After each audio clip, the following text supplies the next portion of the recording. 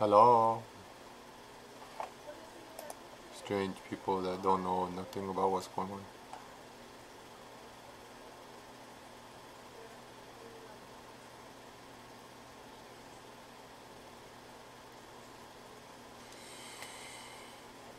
Everybody has like 5 minutes before I start talking about important stuff. Right now I'm just gonna be like making random noises and stuff. And just looking at the camera periodically.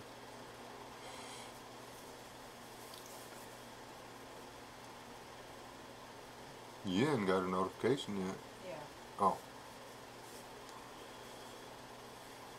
Walter Davis. Good evening, Walter.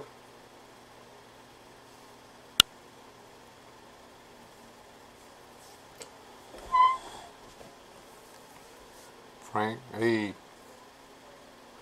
Frank Burns. I'm just sitting here waiting for people to show up. I'm not actually talking about anything yet. Hey, Savage. Well, I was got tired of waiting for the normally or regularly scheduled Saturday night stuff. Do not use your own spit to clean your glasses. It's a trademark. I'm only allowed to do that.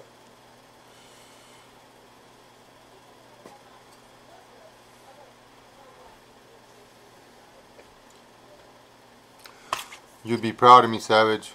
I canned chicken and pickled okra and pickled peppers today, all by myself. Hey, C103. Yeah, who else have I missed so far? Rachel snuck it. Rachel, hello, Rachel. Oh, excuse me. Oh, there he is. They got video games going in the other side. I was worried about it. I run the encoder because it takes less than whatchamacallit, Hangout. Hangouts is easier, but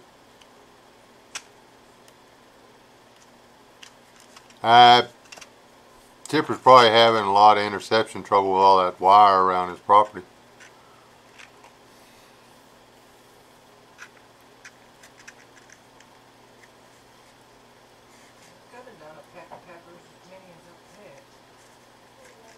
Pickled okra is delicious.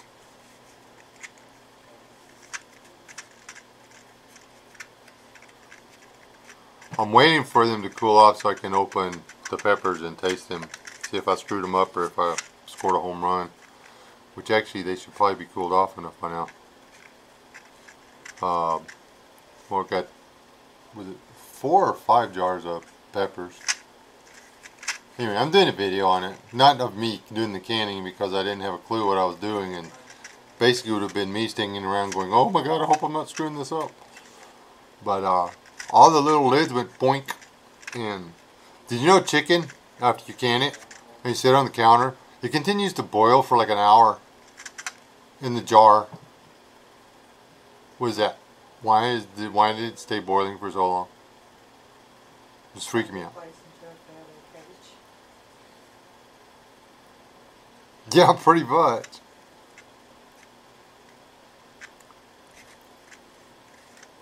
If there's an EMP, I'm going to drive to your house really fast and park inside your gate, okay?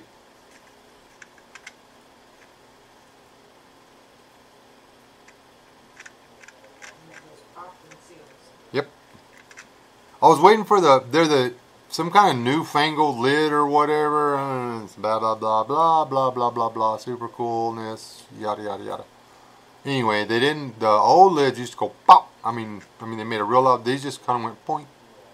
It was like kind of a letdown, but I guess they sealed, I don't know.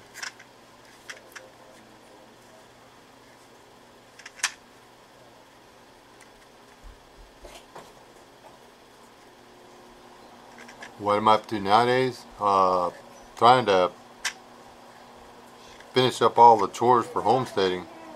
Get everything done, I might be able to go do some playing around. And hello, Kinka. Hey, Uncle Al. Hey, little ghoul. I'm gonna draw on your phone. You gonna draw on my phone?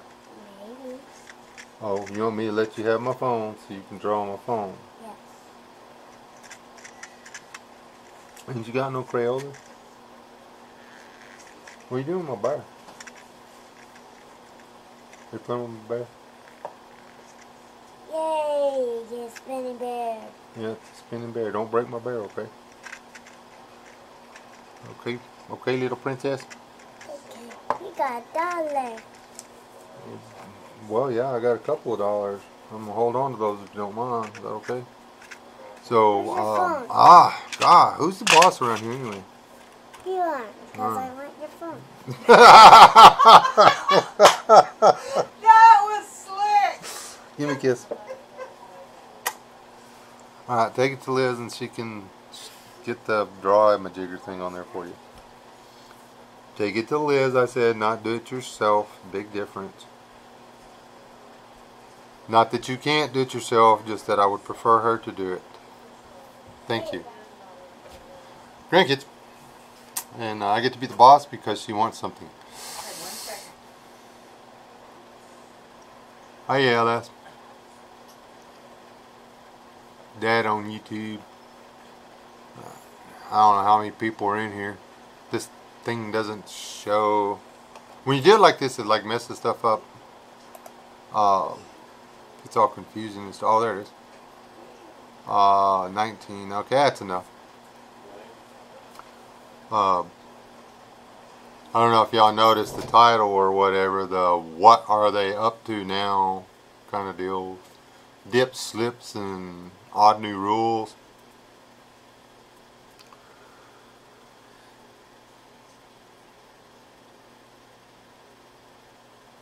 Non-legislative organizations are passing regulations that make life more difficult for people. When did it become okay for regulations to negate amendments to the Constitution? That's what I want to know. I mean, I don't see that as being factual. And I'm not going to go into detail and stuff. I mean, y'all read up on it your own self, go digging for it, find out what kind of regulations they got out there. Like,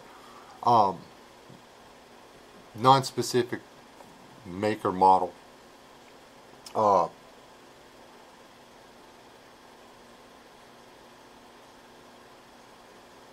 They've got so many laws dictating how vehicles can be made and what kind of safety features they have that you can barely drive one for the weight that's on them.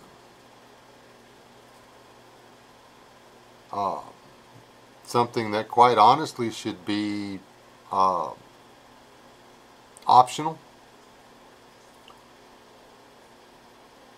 is law. Why are anti-lock brakes or airbags, why are those required by law? Why are crush frames required by law? Why are so many things required by law on new vehicles? I mean, you sort of understand the catalytic converter. You know, poor African country needed the money, yada yada yada. And they do clean up the exhaust fumes quite a bit. I'll give it that. I mean, I'll give them that one.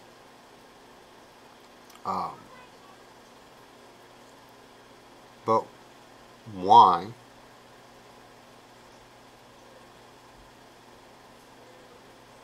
is it a law that you have to have airbags? I mean, that's your safety. I mean, it's your choice whether or not your car is safe to the max. I mean, why is it regulated to the point that the car manufacturer is now responsible for your personal safety when you go out and spend your hard-earned money on something that you want to go somewhere you want to go, driving at speeds that you, quite frankly, want to be driving at, in traffic that you chose to drive in? Why is it the car manufacturer's responsibility to put all that in there? Why are they forced to do that? It's getting ridiculous.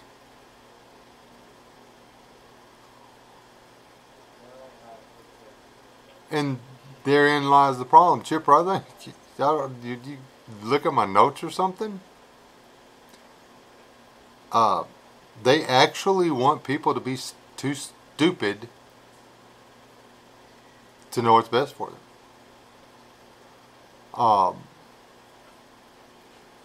They sued the crap out of Ford for the Pinto in, well, a few different makes and models. I mean, the Chevrolet got sued for the saddlebag gas tanks, which I have a truck that has a saddlebag gas tank on it. I ain't scared. You know, if I don't have my seatbelt on, I can see me right out the truck. Way before them tanks get hot and blow up. I'm just saying.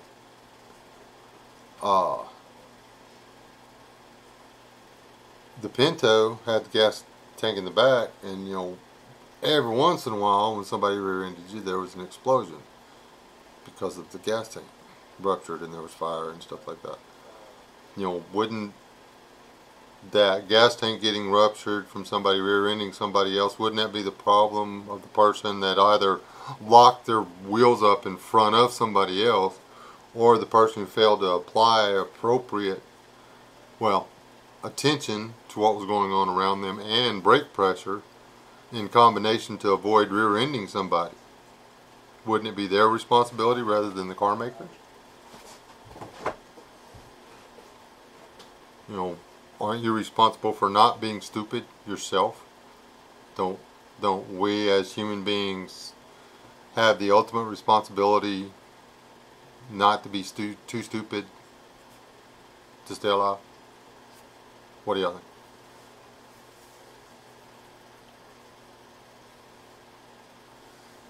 And you know, they can make more money without all the bells and whistles. I know a lot of it's about making money and stuff like that.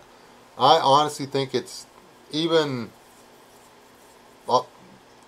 like our little Toyota. It freaking tries to, you know, I'm trying to veer off the road because there's debris. The car is fighting me, trying to keep me from crossing the solid line. I just know, damn it, I need to cross the solid line because there's a freaking alligator in the road, okay? You know, they're trying to get the car to drive for the people. It's like, you know, instead of just,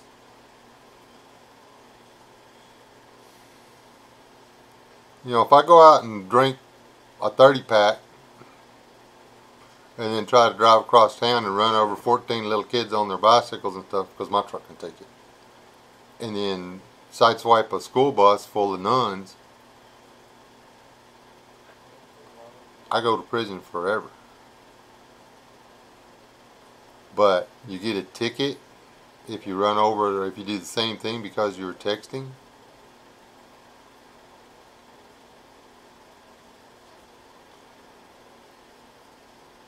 I think that there's something going on. I mean, and that's just me being paranoid, honestly. No, there's, you know, it's deliberate.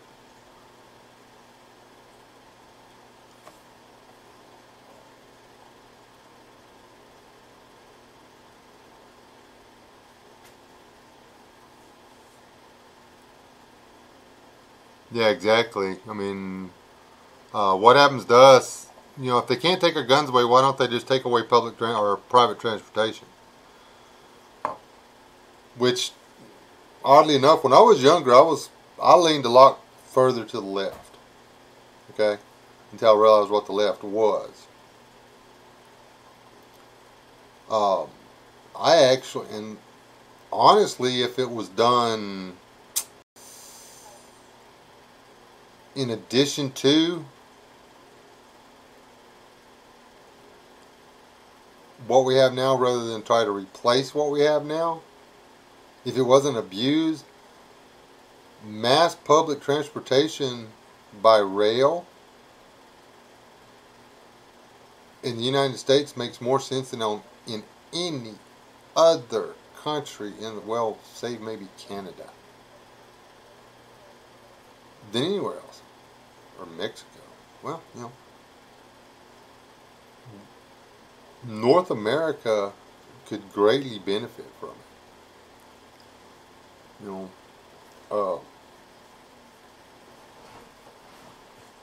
It might take you a little bit longer to get somewhere, but you literally just hop on the tram and go.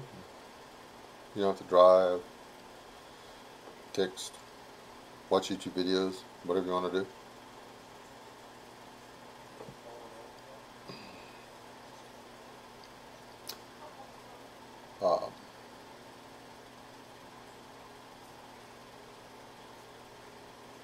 I think you should have to buy a ticket. I don't think it should be free, but it would make. What I'm getting at is it would make sense because there's so many miles between point A's and B's around here. I get so sick of seeing, not busting your chops, Chipper, but that's kind of funny. You've got a 500 or 600 horsepower driven 4-door dually with one guy in it going all over the place. Yeah, sometimes that truck has to drive a trailer or drag a trailer or something, and that's what it's for. But it's only used for that sometimes. And there's some people in the chat then that actually have a purpose for the vehicle. But one lady that keeps popping into my head, a local lady, every year she goes and buys a new GMC. She buys a 3/4 ton or better GMC to drive from her house, which is about 6 miles out of town, to the senior center for lunch, to the grocery store, back home, church on Wednesday night, back home, church on Sunday, grocery store, back home. Trust me, that is the used truck you want to get. But I think it's spoken for. I think it's sold before it ever makes it back in to be traded. But she's driving around in this thing with 4 or 6 inch exhaust pipe, doing something she could do out of a canyon. Brian Moore said, quit talking about my trucks, Wes. All 4 of my duties. Exactly. It's American. You can do what you want, but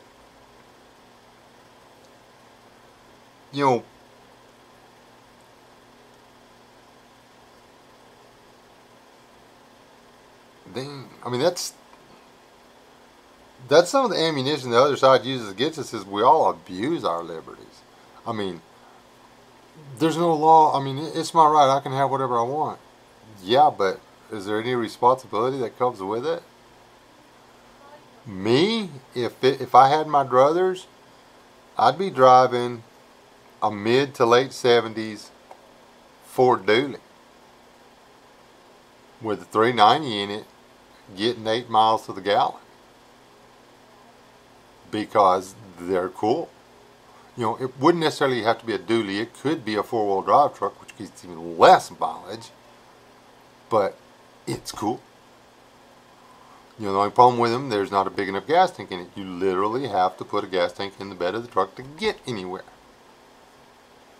Uh, So it's okay for me to have do the trucks. it's your world, man. Now, if 4 of them are up on blocks, not so much. I think you should consolidate trucks. I only have 1 Chevy, and it's not up on blocks. It's still sitting on the tires. They have finally gone flat.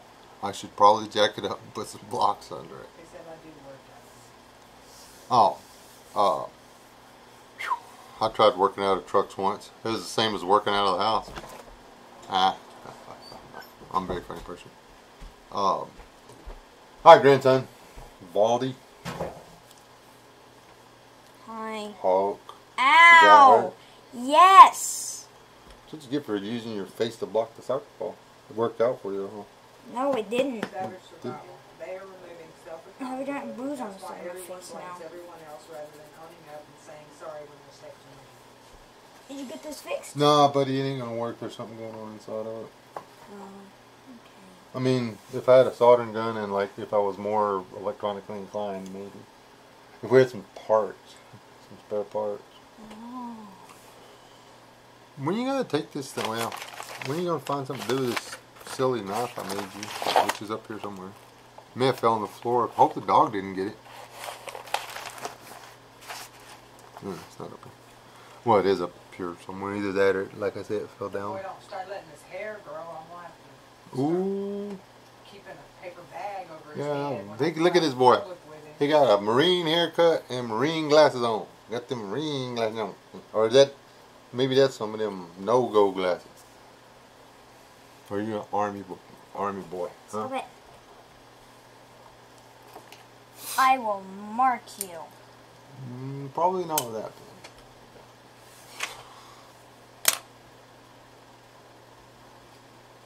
I will blind you. Yeah, you could deal with that. Just Aid and LS said they like the haircut. Y'all quit encouraging him to be bald. Thank you. That causes, short haircuts like that causes sunburns to your gray matter, and then you do silly stuff like, I don't know.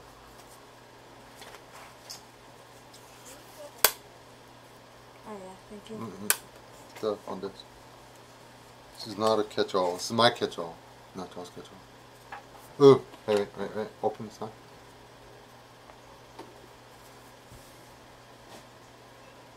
How do you even open it?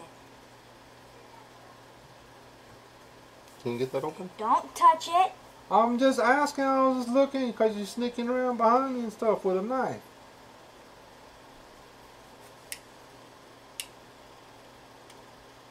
I'll get it open.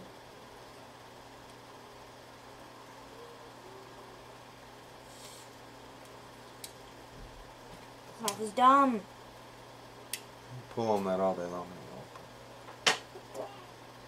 Do you gotta push this thingy? Nope.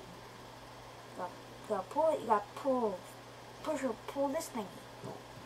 You gotta throw it across the room. No, look. I'll show you. Look, what's that? Oh, really? Really? That's so dumb. You now close it.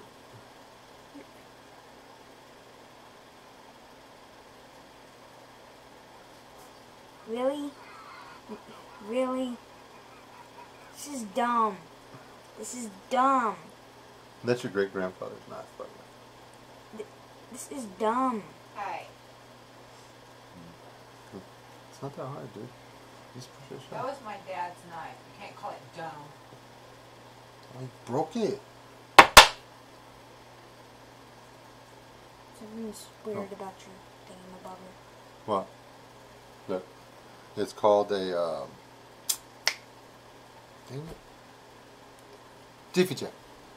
So you point the blade up, you push it in. It'll come out. See this little hook thing? Mm-hmm. There's actually a little pin in there that rolls back and forth. I'm not going to let you play with it because I'm trying to clean it up. This really is, this is from 1941. And then you point And the then knife. you point the knife down and the pin will click in place. Oh. This belonged to Liz's daddy. Oh, Oh, wow. dang it, I did it again. Yeah. Why is there? But you just still give me that money back, you little thief. I swear. You're as bad as your aunt. Give me that. Give it to me. Tyler, he said, you can't say something's dumb just because you haven't figured it out yet. You can't be negative like that. Since when you get one of my dollars? No, sorry.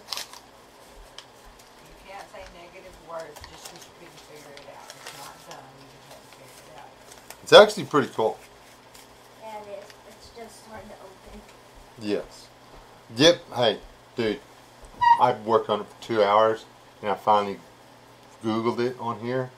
And the way I found out how to open that knife was Staff Sergeant B.A. from Step 1 Survival had one from the 60s, which is a copycat of this. This is the real deal. This is real plastic handles.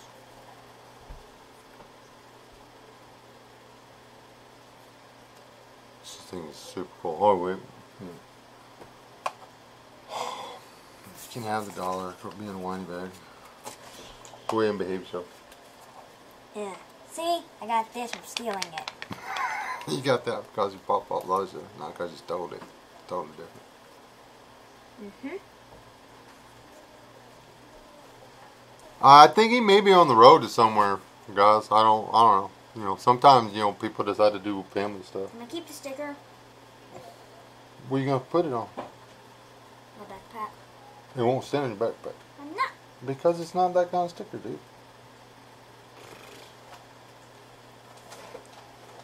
What are you doing, man? Do you know you're like in the most unsafe place in this piece of property? Why? Oh, there's probably like 14 knives. 10 of them are open. Why are they open? Because this is my world. I've got all kinds of stuff. What are you looking for? I don't know. Why are you not in there? I don't know. You do realize that we were having a serious discussion. Do not break that. You can go play with it. This is a compass? Compass, yeah. But Uh-huh. to open it, you See, only what? I knew what it was. You only go straight up. And you'll feel that get. You'll feel it release. Don't force it. Okay. And don't break the wire, and don't drop it, and don't leave it open, and let your sister break it, and don't fight with your sister over it. And blah blah blah. It's not releasing. Well, if you go too far, it won't really. You go too far? I don't know. Drop. Going back up a little bit. Oh, too far. A little bit more. Look, let me show you something. I heard it. Yeah, but when you went the other way again, it got locked. This is closed. This is too far. Brian's out. That's But see, it doesn't take much to lock it in place. I'm not gonna do it. But there's. Oh, you open it and then click it back up. You're Yeah. live. I know I'm live. Tell Tyler to run away. Run away. Go play with that. Ow. Well, I told you it was an unsafe place. Sorry about your foot. A little. Anyway, what were we talking about? Later, Brian. You being a child. I am a child. Let's not talk about it. Did anybody ever come up with a reason other than they want us to be stupid? Dad said his kids were jousting with Barstools yesterday and the boy lost, had a cat lip all day. Well, I'm not sure that bar stools are for jousting with. Tyler, will you go over and ask Liz if I can have my fly swatter back? There's your finger bobber back. It ain't his. He had stole it from me, but he may borrow it again.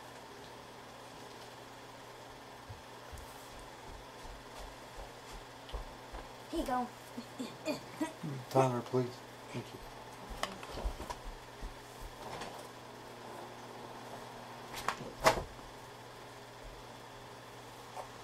The weather's turning cool and the wind changed direction, so now we have half of the flies from the dairy in our house. Thanks to the blonde-headed girl, which walked over there and opened the door and stood there with it open.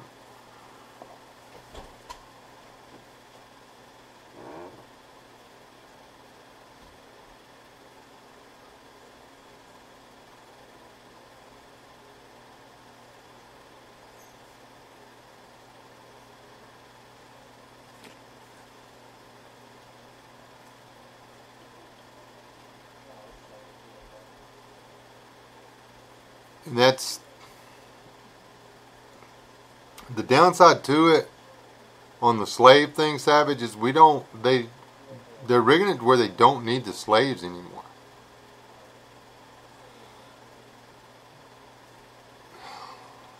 They need pets. Does that make any sense?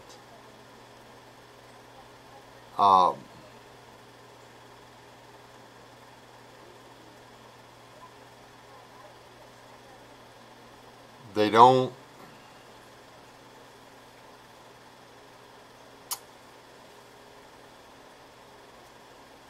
If they can have everything made by machines, why do they need the slaves? You know, and I'm sorry, if you're making 30-something bucks an hour running a milling machine, you're not a slave. You're getting paid pretty good. If you're giving 15 of that to the unions to make sure you get the 30-something bucks an hour, that's on you.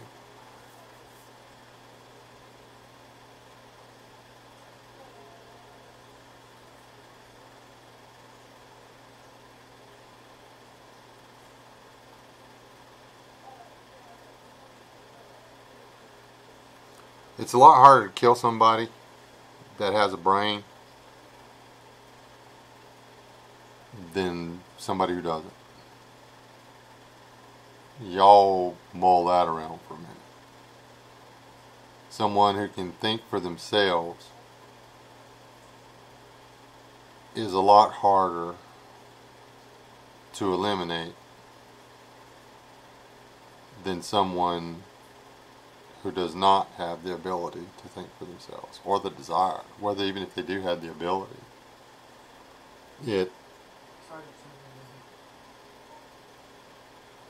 Hey, Sergeant. Ow.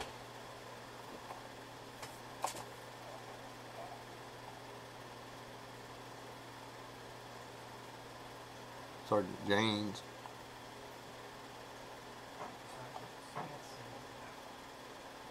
See? All right.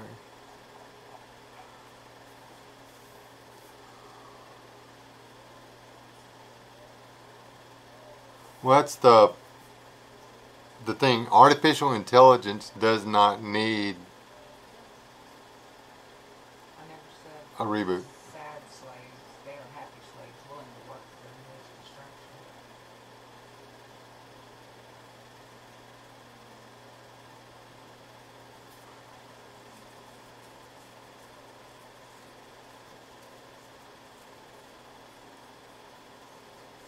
Most every high school graduate I know wasted their grades 7 through 11 and 12.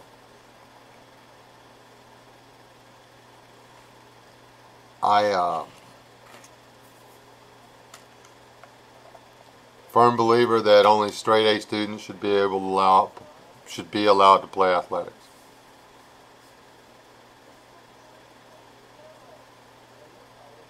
If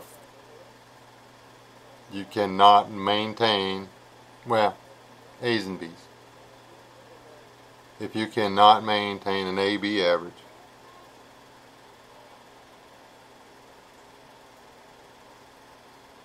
while participating in extracurricular sports, then the extracurricular sports are taking too much away from your study time.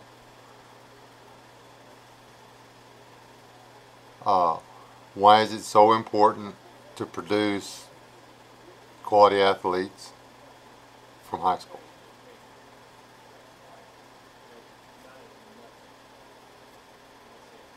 Well, people that play on teams and stuff make better employees and stuff. No, they don't. They make more desirable employees for people who are into sports and stuff.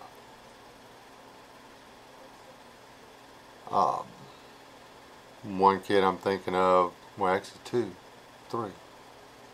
They were stars. They were insufferable in their personal life because of their abilities on the field.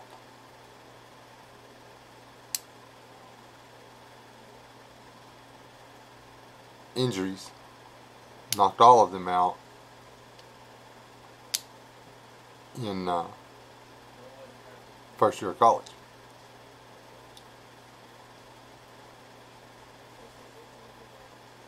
One of them became bitter, and he hasn't made a whole lot of nothing of himself.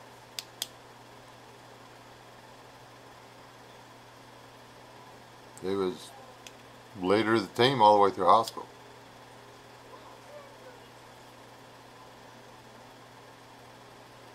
But he didn't get to play sports anymore, and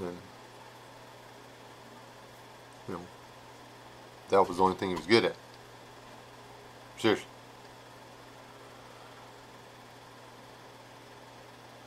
One of the other ones,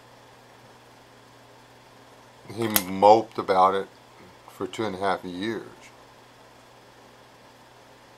And then it occurred to him that while he could not play the game anymore, and he did not get to the point with the game that he wanted, he did indeed love the game. And now he's a high school coach. He's never going to make a lot of money, but he still gets to play with the game. But he's not a contributing member of society because of the game. He found a way to stay in the game the rest of his life. The man's good with his hands. He's super intelligent. He, if he wanted to do anything but football, he could go on to way greater things.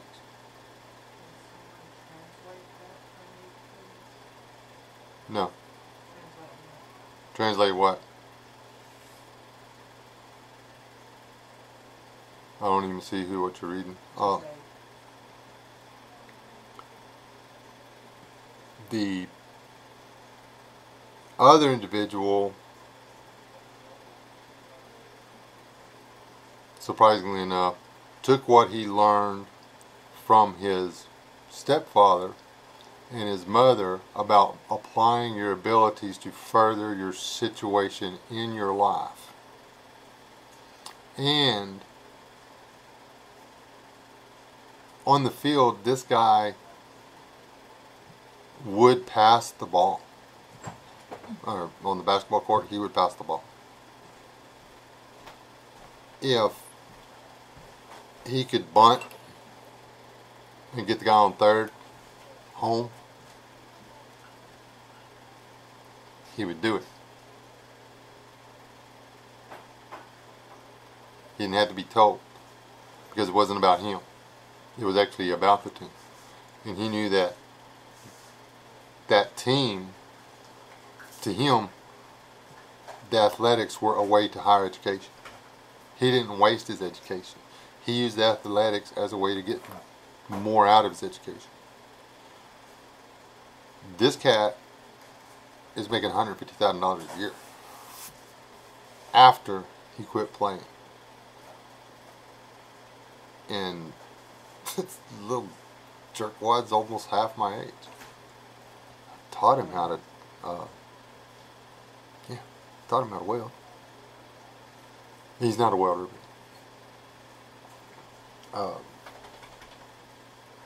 It wasn't athletics that made him what he is. It was good people who knew the importance of utilizing your education to further your situation and your abilities and your options for further in life. He didn't need the college. He wanted the college because he wanted to be the CEO. But it's just going to take him longer. I think he's actually going to school on his own time. You're doing the computer stuff or whatever. There's no telling what the man's going to be. He's only he's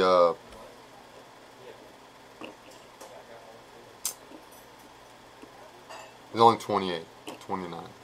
He's only 29. He's got a lot of options, a lot of future left.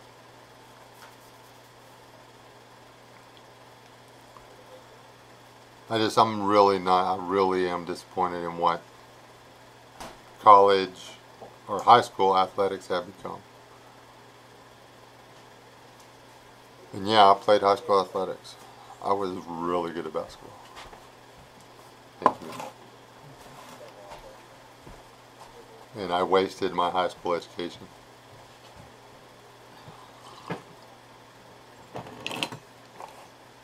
So, experience.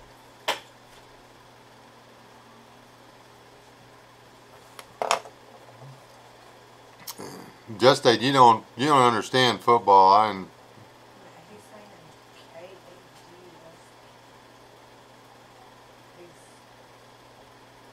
Someone said something to Just and he's asking what they're talking about. Oh.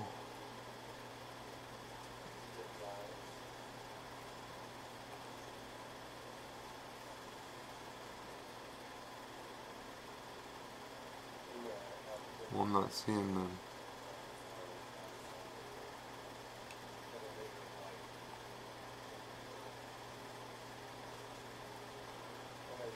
Oh, they had topped it wrong. Somebody put it wrong.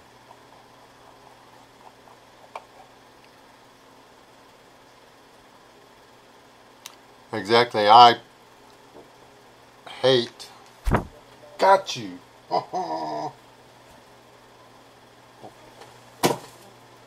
Never leave a man behind. That's a lie.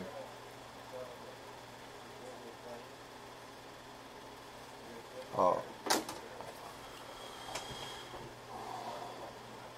Got ambulances going all over the place. Hey Frank, this wasn't a very good live stream. I got way off track with the grandkid. I'm sorry about all that. How many of you people still watching NFL? Cowboys count? If you go to the games, there's not. Yeah, nobody's going to the stadium, but they're still watching them on the broadcast. The people that go to the stadium, the teams are not kneeling. The teams still aren't kneeling? They're not kneeling. They're standing. Standing? And the whole stands will be standing at attention with their hand up their heart. It's the media hyping it. So the media is making everybody think that the NFL's on their It's side. still, because the people at work, they've gone to like 5 or 6 different football teams stuff. Different people at work have, and every one of them, they said every time, nobody kneeled. Well, if they're going to the Cowboys games, Well, the last one was Cowboys, but the other ones weren't. and there's only a few of the teams that are doing it, but you know, as long as the NFL management is letting any of them do it, the boycott should stand. Sorry, my dad was buried under that.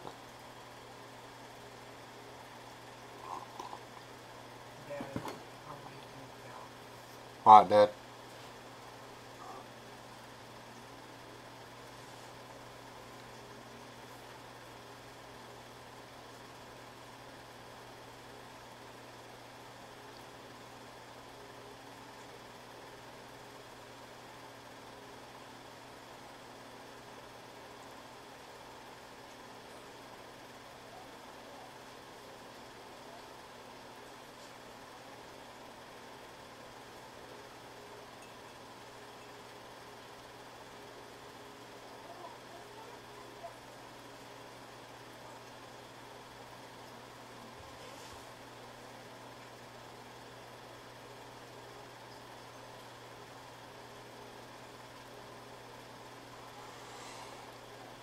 Yep, I used to refer to football as the new Roman gladiators. I mean, it's a gladiatorial event. You've got 2 teams out there And people really aren't satisfied with a game unless somebody gets hurt. They don't want it to be the person on their team. They want to see somebody on the opposing team get hurt. But the bloodlust is there. It's annoying.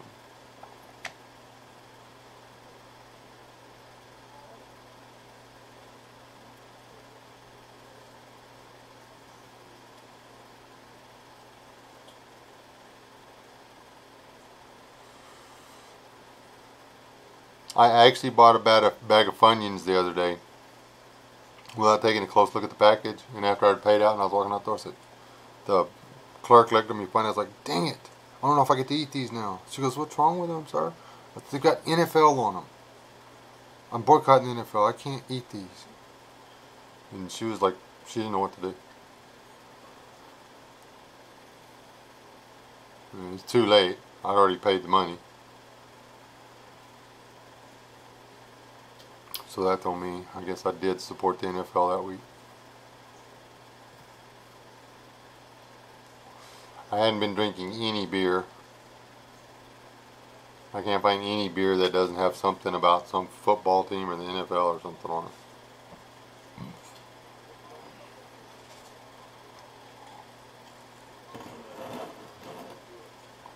Well, I guess I could drink import stuff, but most of that's nasty. Ella said I just like watching YouTube and talking about conspiracy theories that are probably more fact than theory. Yeah. The only one that's starting to bug me is this, the new twist they're putting on the Niraboo thing. The Rogue Planet or whatever.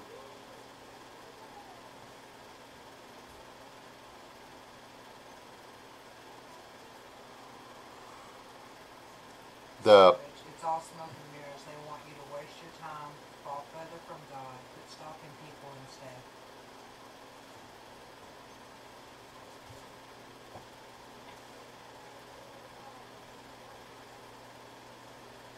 It's true. Whatever it takes to get you further from God. That is exactly true. Yes, holding up the sports player and worshiping them is actually a sin. And you know, Lone Star, you're right. Lone Star don't do that kind of junk.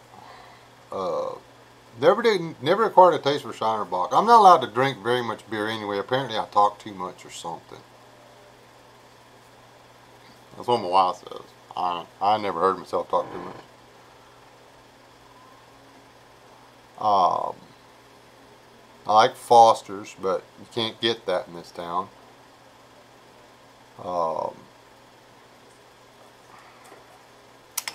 Moosehead leaves a little bit of an aftertaste, but I like it.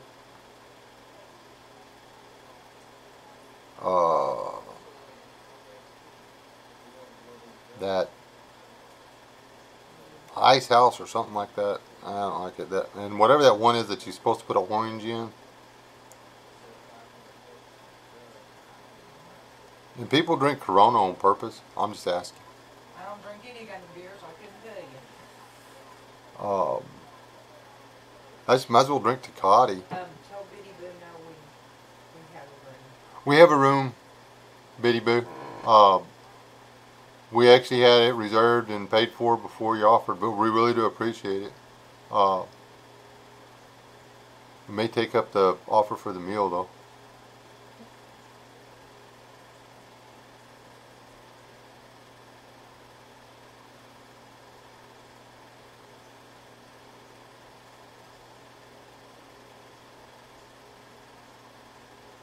Yes, LS Coors Light is in with football. I think they're back in the Cowboys again.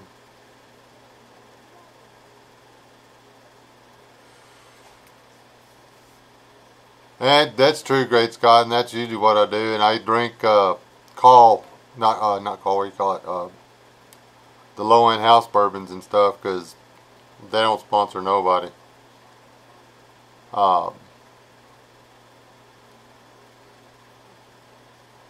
I haven't seen any ads with Jose Cuervo Black sponsoring any of the teams, so I might go buy me a bottle of that.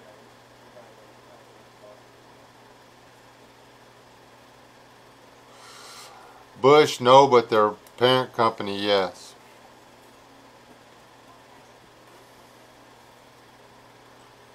She's got it. And Betty said, well, if y'all want to come out and have a meal with us, we would be glad to have y'all. And we just might take you up on that. We'd like to see you at the festival and stuff. We'd like to see everybody at the festival, honestly. I like good vodka. I hadn't drank Old Milwaukee since I was in my teens.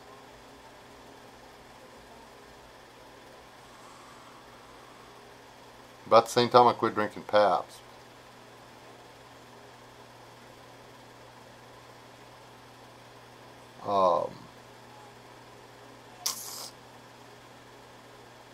I drank some Heineken. I never really enjoyed it. Like I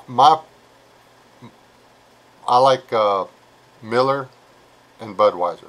Those are my two beers. When I drink beer, I want to drink regular Budweiser. What? That's not three. And Coors, the yellow can, and Miller.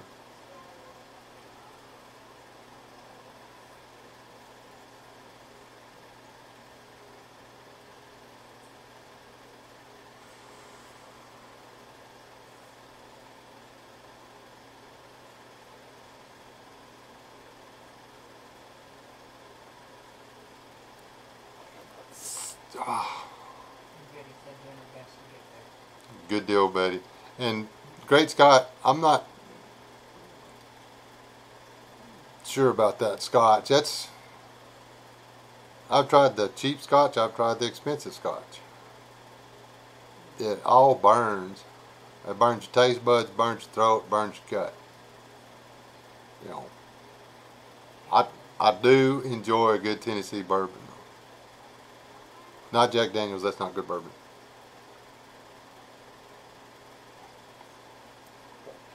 I prefer R&R to Jack Daniels.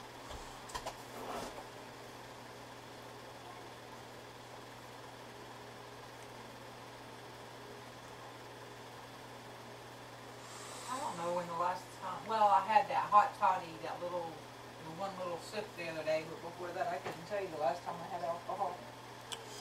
Yeah, and that was me sneaking the double in on you. Maybe Now, help me go to sleep. Rob brought me some mead. That mead's going to be something I'm going to be drinking some. I mean, it's super easy to make and it's delicious.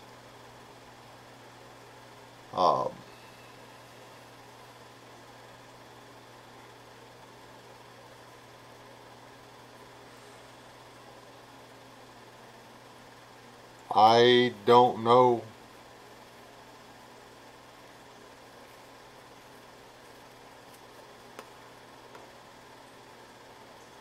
I've never enjoyed Jack Daniels. I mean, it's alright. You know, put some Coca-Cola over it. But, I mean, Little Prairie, it's really hard to beat the Little Purple Bag. That's just the way it is. And honestly, Jose Cuervo Black, which is actually a tequila, but they caramelized it, which it's good. It's got a bourbony flavor. It literally tastes like they mixed Crown Royal and Jose Cuervo Go together. It's delicious. Okay, there's 3 dogs in the house. That's pretty pathetic. Just saying. They're guarding the house. Yeah. They're house dogs, house guard dogs.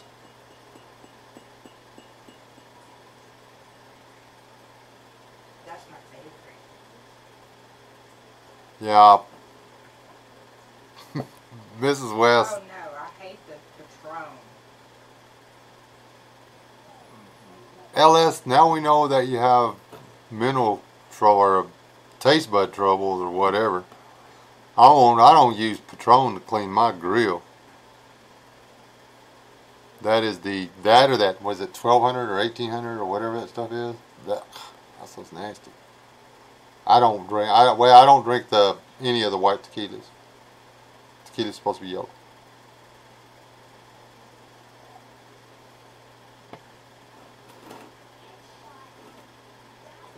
All right, wild man. Have a good night.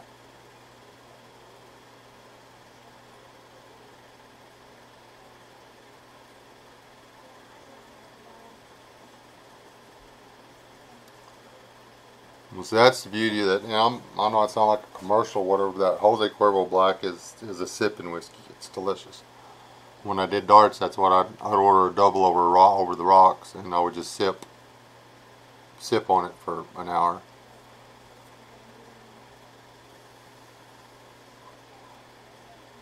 Yes, I'm drinking coffee.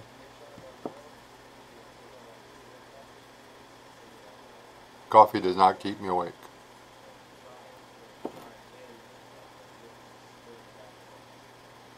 It actually doesn't wake me up in the morning. I can drink a glass of water and get just as awake as I drink coffee. But I want a cup of coffee in the morning.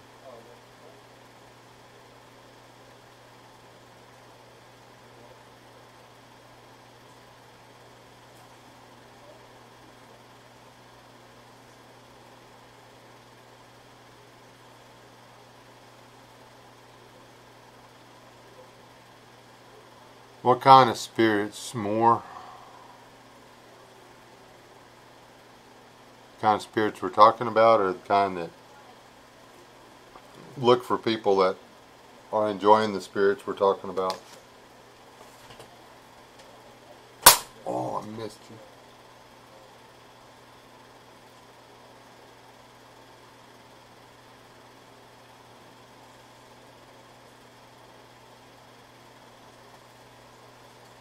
Be trying to clear out flies all stinking. That's all I do was near or on rocks, in moderation, swallow, do not quantity. Yeah, it's not about getting slow. I don't drink to get drunk anymore. I figured out a long time ago that, well, not that long ago, but I figured out a while back that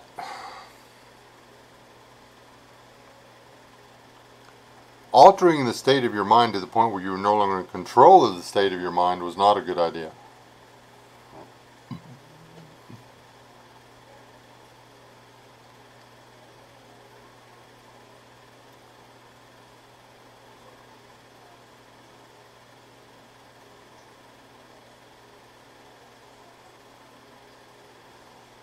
Spirits and alcohol. I don't think alcohol's possessed. I think alcohol is alcohol. It just releases the stuff that's inside you already. Or the stuff that's hovering on the edge of you already. If you go to excess all the time, yeah, I'm guessing, but then it's because you're doing it in excess. In excess, yeah. And like, he who shall not be named or whatever. Almost said his name, but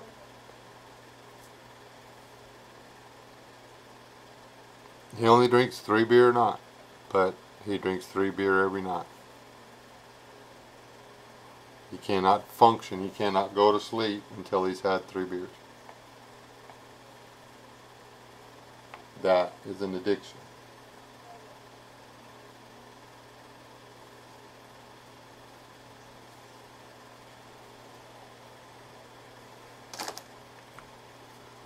Everything on this desk is black, and the flies are black, and I can't see them until they come over here and start messing with me.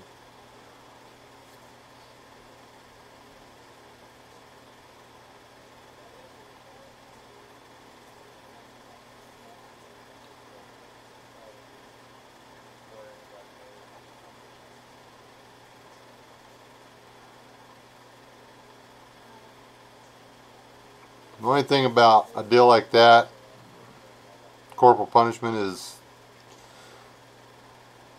which discipline on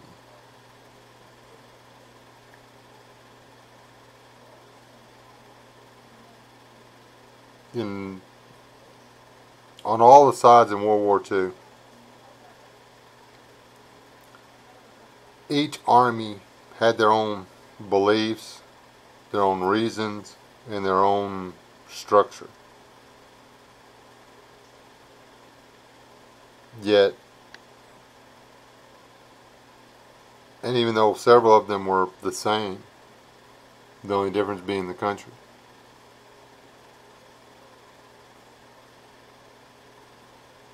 they hated each other. And each time an American would kill a German or a Japanese, they would think there was no way that person was dying with any kind of honor at all.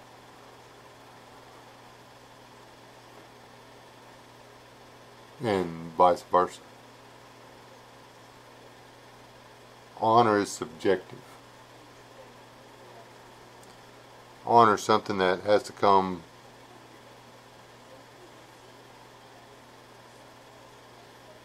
from within you. You know, it has to be whatever it is that you believe to be right and honorable, has to be something that dwells within the very core of who you are.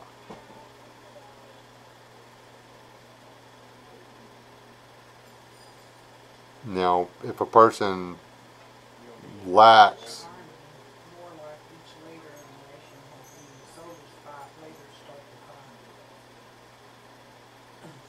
Yeah, I mean, soldiers do what they're told. yeah, soldiers do what they're told. But that's the deal. Not everybody is a soldier.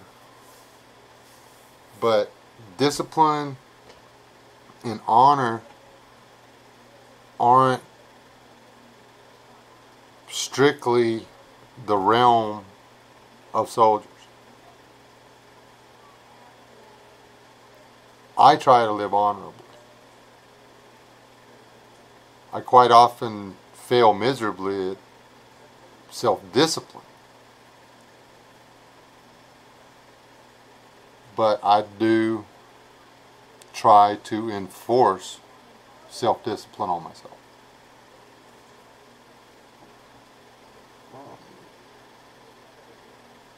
That's one of the biggest issues that the community is facing right now. There's a lot of people that want to join MAGs or communities or whatever, but they don't feel like they'll be welcomed because there's so many of the people in the prepper community or survivalist communities that are veterans.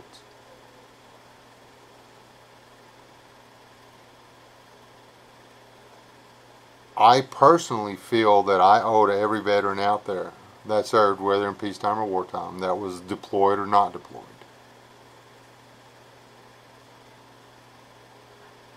a debt that I can never repay, because they chose the protection of my rights and my freedoms and my safety as their duty. I do not, however, feel that having served the military or in the military,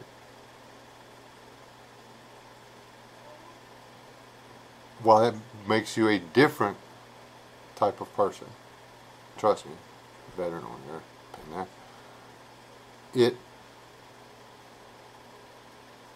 you're still just a United States citizen. Although video that I worked up that I need to post, I haven't got around to it. The quote is,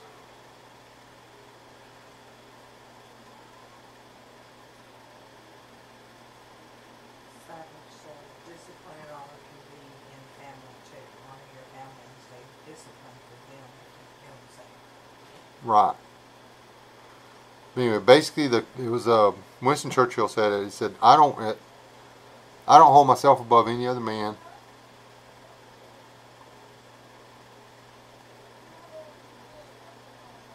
Except Pay proves himself to be less of a man. I do not hold anybody else as less of a man, except he prove it by his own demerit. I butchered that. Look it up. This is Winston Churchill. No, not Winston Churchill. Theodore Roosevelt.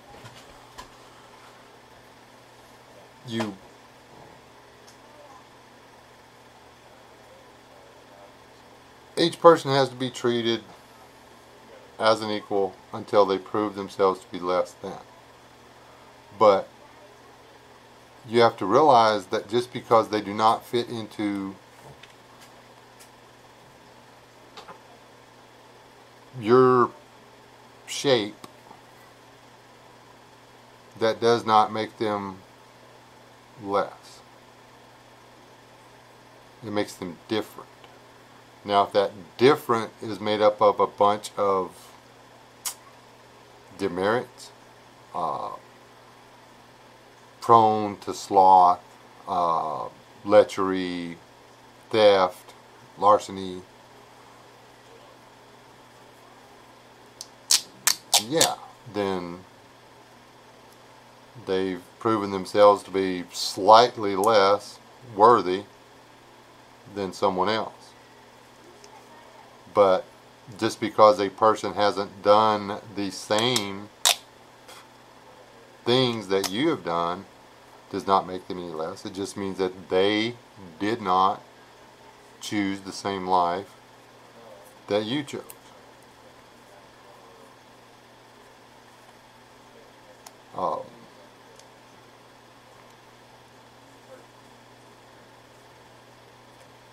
I've got a lot of friends, and I've got a few friends, close personal friends.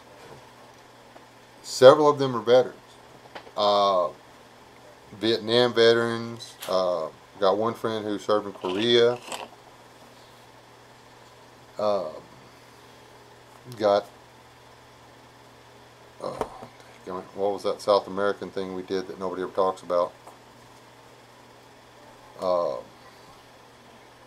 couple of friends that were over there in that little Kuwait debacle.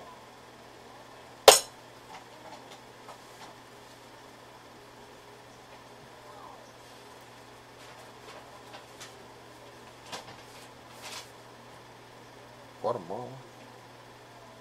Anyway, didn't last long, but it was ugly.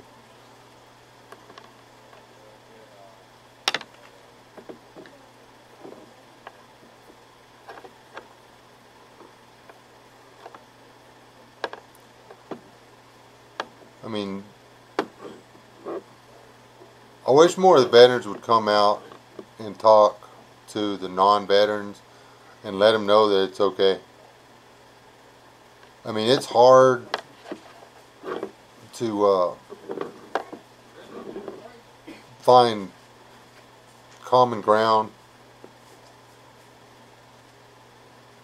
with people who didn't serve or people that served.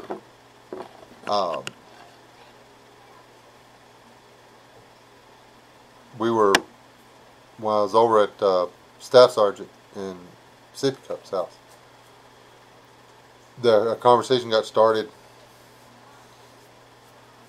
between two veterans that had done stuff.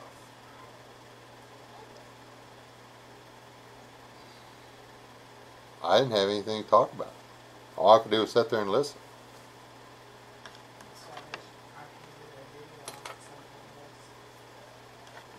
And I'd appreciate that, Savage. And they didn't do it to be rude or anything. That's just the way it is.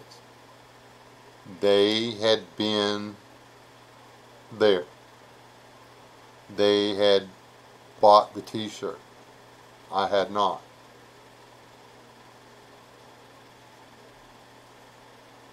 And the awkward feeling us non-veterans get around that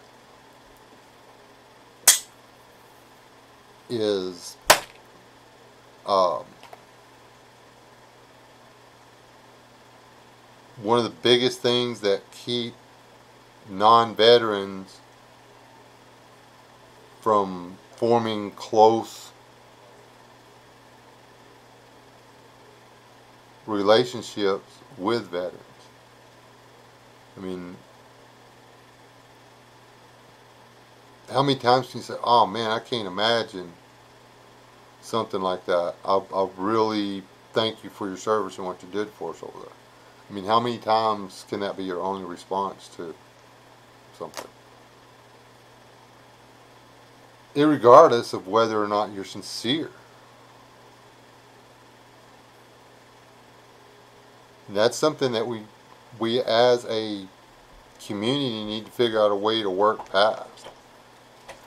You know, if it wasn't as awkward for non-veterans to talk to veterans, it might get a lot easier. Now, the veterans I know that never had to do anything, you know, they showed up, they did their 4, 6, 8 years in the middle of peacetime. You know, they never shot at anything but a target and never had anything shoot back at them. Those guys can come home and, you know, they're actually the ones that are really hard to tolerate, because that's all they could do is be Marine. That's all they could do is be Army. That's all, you know, that's, you know, they were Navy. That's what they did. You sound like Tinkerbell. And Are you through with this? they had to benefit all the training for everything that they, you know, but then they didn't have anything to deal with. I'm glad for them, really am. But it's different. You talk to a guy that's been somewhere where you catch a bullet, or a chunk of molten hot steel, or a chunk of concrete flying through the air at 250 feet a second or whatever, you know, 150, 200 miles an hour, whatever it is that puts you out of the fight. Savage, if you base your life on your service, you will have no life after service. Basically. Not right now. But you can tell the guys that jump up. You can see it when an airline breaks in your shop, and there's literally tools skidding across the workbench, and there's a guy knee and elbowing his way right out the front door. And you realize that's the guy that, you know, has been shot at.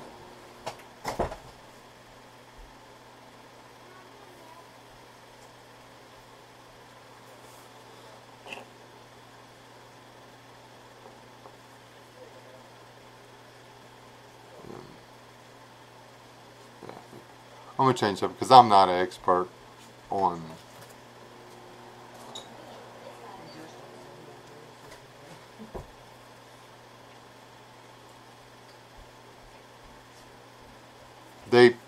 it's weird. You can tell who's been there. I mean, they freak out. And I played the bouncer for a while too. You still got milk. And And you were drinking coffee. you know, the guys that have been shot at were Like coffee. all pretty cool.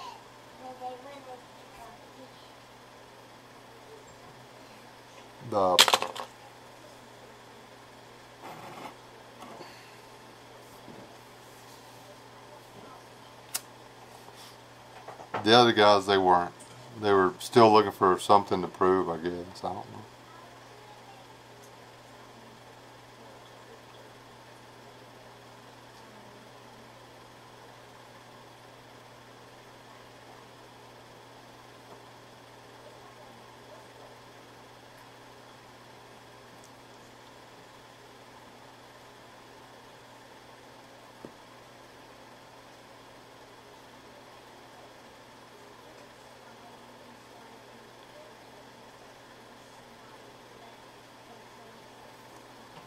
I'm a little jumpy when stuff pops or bangs or I hear a noise behind me, but it's not from being a veteran, it's from being stupid in my youth. I ran in slightly less than legit circles. And Warriors need to find their home unless I found mine. It's fleeting, but I'll catch it every time with the grace of God. amen, Savage. And I'm real seriously, man, I hope I haven't stepped on anybody on the veteran thing.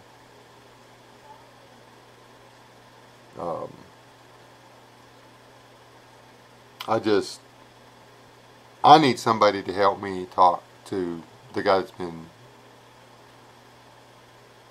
shot at. Me, I ducked under a table the first time. I started zigzagging, jumped in the car, and drove off the second time.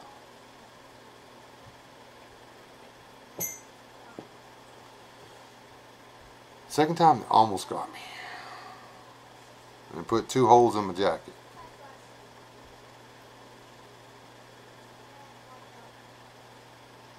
But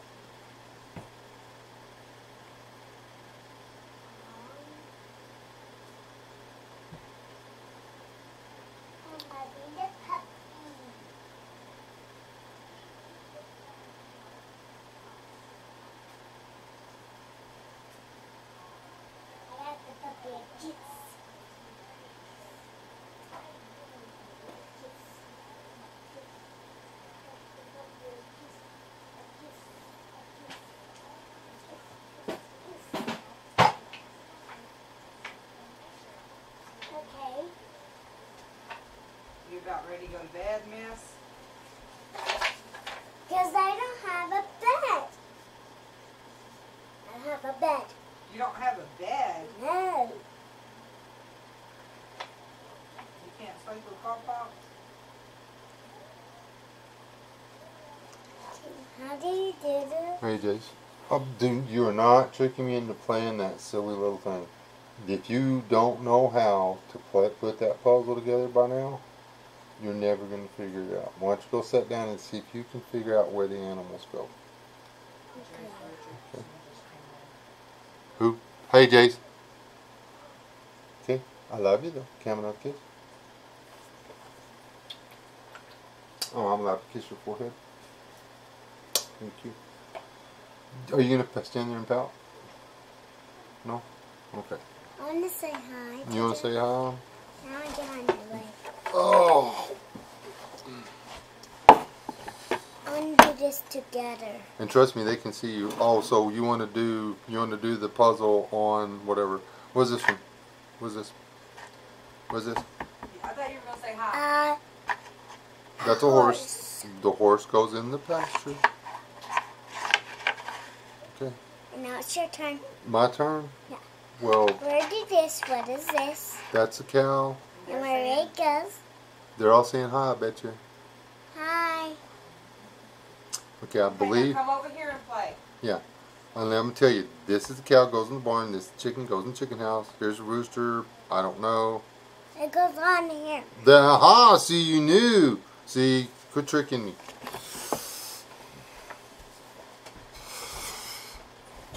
Would you help me? I'm gonna use that thing for firewood. I swear I am. The horse goes right Um, here. best 50 cents at a garage sale ever. Every child in my life has played with that puzzle. I've been doing it for 28 years. They come at hot. She is our Good grief, no. second to youngest grandbaby. Yes. The horse go in there. I just look super young and sexy. I'm still sexy, but I'm actually old enough to be a grandpa. She, on the other hand, she started like way young. I tried to fight her off, but some of those kids, from junior high, you just can't get them to control themselves. But she's only, you're what, like 39 or something? Yeah.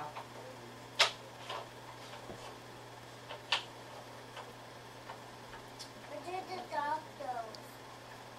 The dog goes in the doghouse. Fireman goes in here. What I got? Yep. 2 11s. A 9.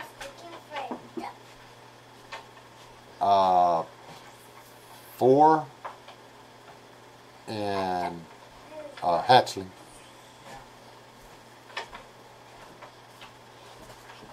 And a couple of no-goes. They didn't work out.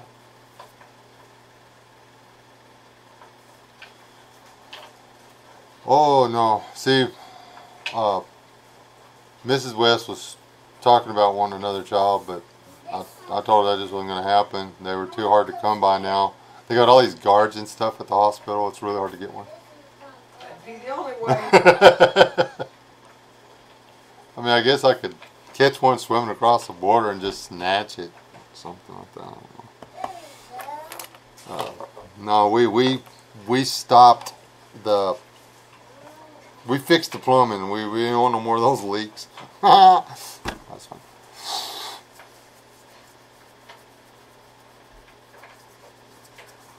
No, Sergeant James, it's not happening. Even if it could, it wouldn't. We want to be able to borrow them and send them home. We got these guys for the weekend, then they go home.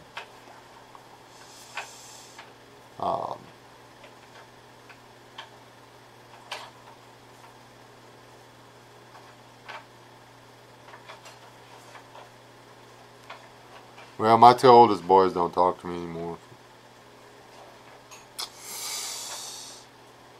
They're Democrats. You're not a liberal. Yeah, I'm not. Yeah, I'm not. They're left, and I'm right. So. And I'm not even a conservative. I'm not even a far right. You know. I'm not homophobic.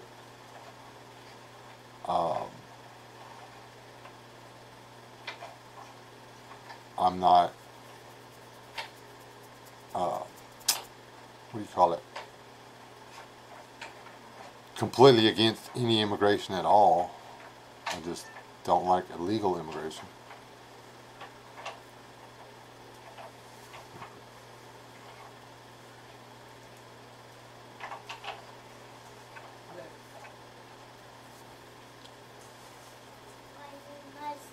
He's your duty. I got that on him. He's at the doctor. Why is that bad on him? Because he's at the doctor. No, Dad. Oh, I'm definitely not a libertarian. Doctor. No, you know that. Yes, the doctors put that on. You know the name of it? No, do I know the name of it? It's a machine that monitors his sleeping. Libertarians are too anarchical. They want everything to be legal, and not everything can be legal and have a society function. It's just that simple. You can't have everything be acceptable and have a society continue to function. That's why our society is on the way out. That's why our society is fixing to crumble. Same reason the Roman Empire crumbled.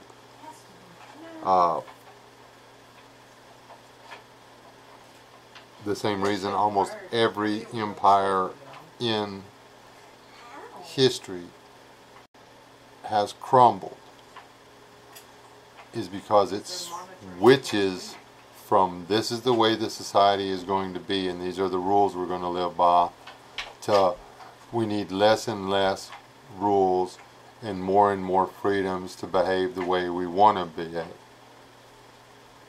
Because they formed a society, they formed an empire, they formed a country that allowed you to live a certain way and get away with certain things and have a really good life. And those freedoms and liberties generated a desire for more freedoms and liberties. Those desires for more freedoms and liberties produced more freedoms and liberties. So you got to the point where everything was freedoms and liberties, and there was no longer accountability, morals, and responsibility. accountability, morals, and responsibility are what hold a nation, an empire, an organization together. If you do not have those things, you can do it without religion. But if you don't have those things, it falls apart. Plain and simple. And that's not me talking, that's this smart dude over here. I was reading a little book. Yes, ma'am? You want me to give you a big hug and a kiss? No. No? You want me to pull your head off? No. You want me to lick your nose? You want me to bite your ear? I'm just getting on you. You just want to get back in my lap again?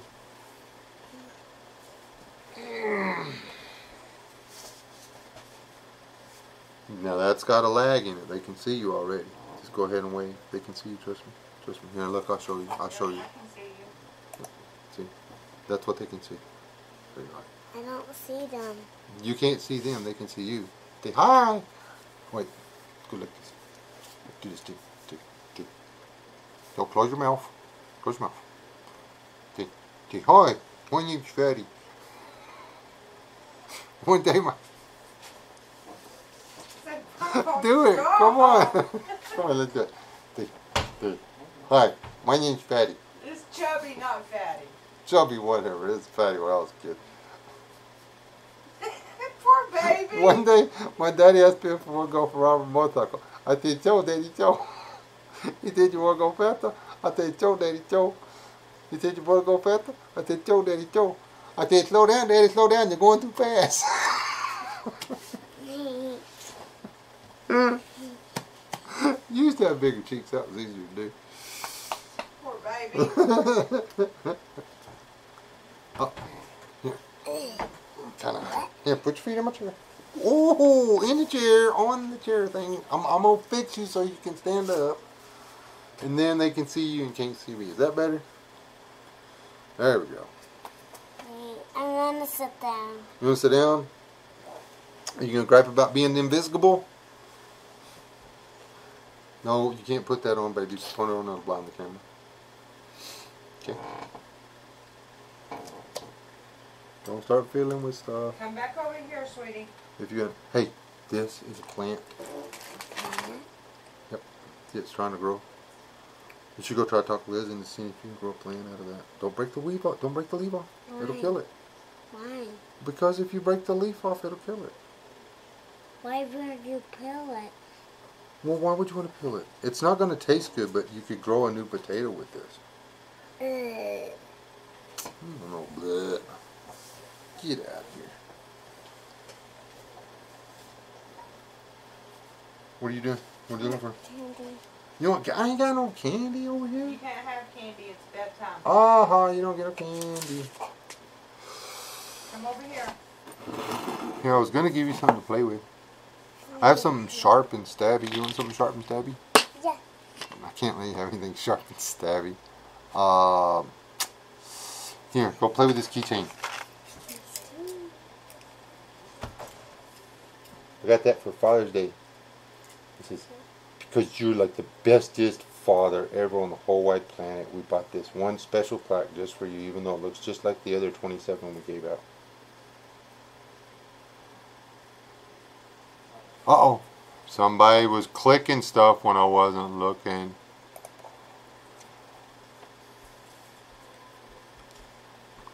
Anyway, what are we doing? What are we talking about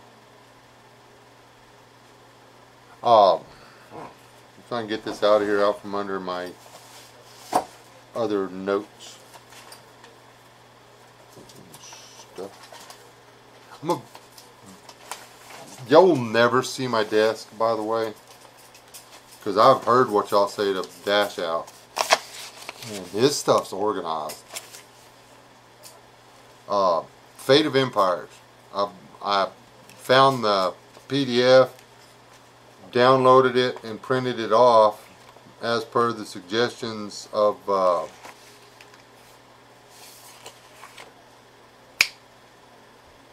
Pastor Joe Fox. and started reading it and taking a few notes and this and everything else. I haven't gotten all the way through it yet because whenever I start reading something like this, I read it and then I mull over and I go back and read it and make sure I read it the right way. And then I go and I check what the stuff says to see if that's really, if the numbers and stuff are right and the facts are right and stuff. I don't trust anything I read. Read. James, I clicked the like button while you were busy. Oh, that's fine. No, she always sneaks and hits the little mouse because she thinks she's sweet and innocent and lovable and can get away with anything. But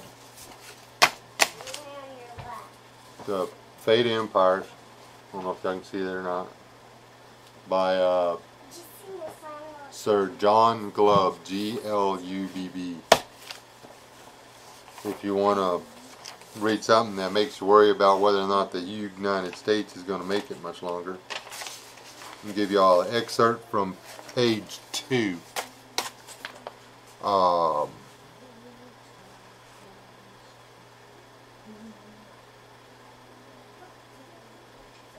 Anyway, these are empires, and we won't worry about when they were. Y'all can download it. But the Assyrian Empire was able to last 247 years. The Persian Empire, 208. Cyrus in Greece, 231. Alexander and his successors, 233. The Roman Republic. Hold on.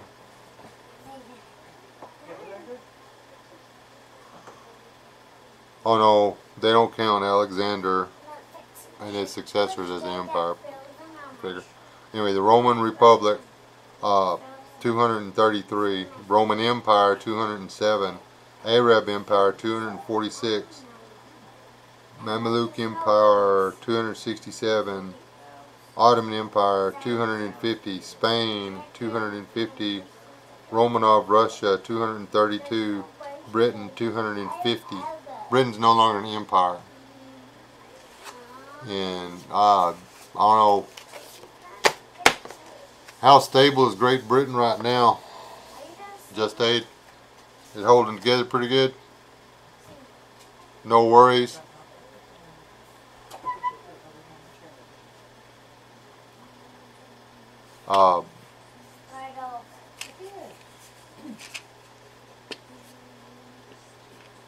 America's pretty much been running things for the past little while.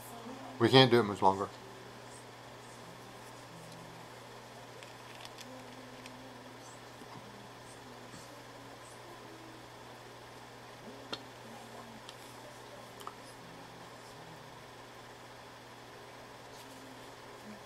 Well, the thing is, y'all, Just Ate actually lives there. He lives it every day.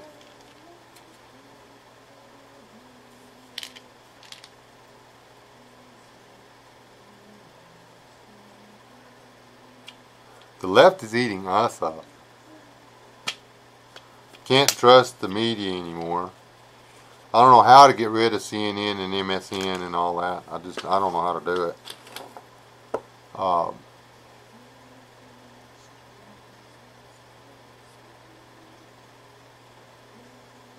Just Ate.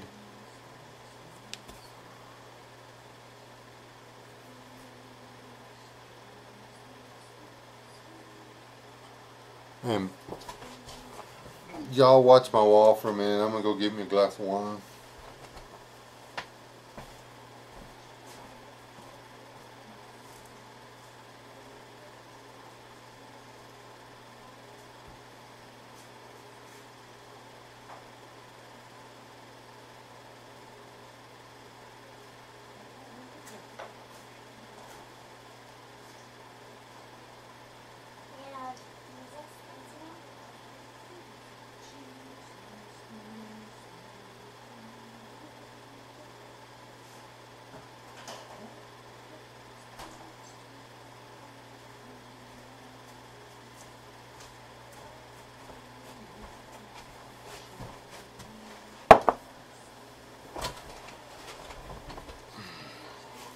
coffeeed up.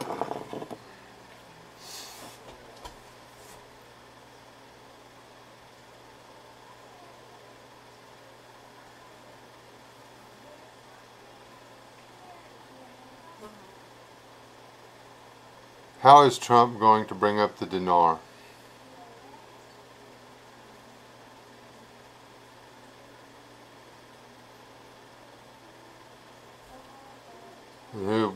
Whose money is the denari? Or dinar or whatever.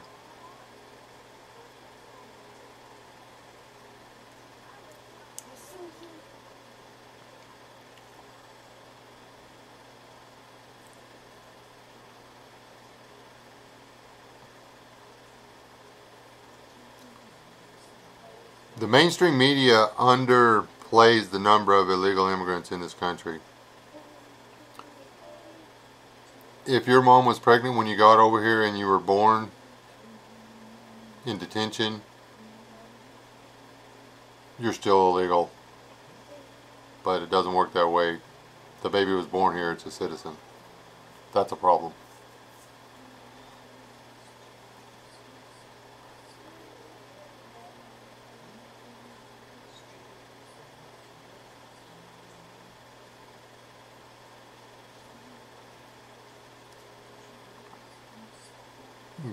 Google it. I just typed it in. I guess my fingers ain't broke.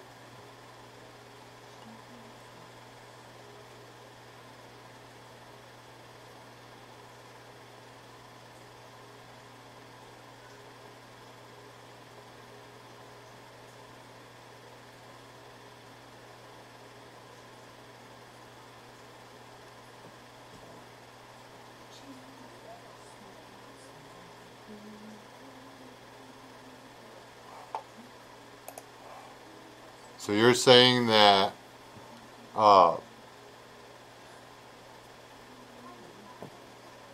Trump's going to increase the dollar value of the denarii or dinar.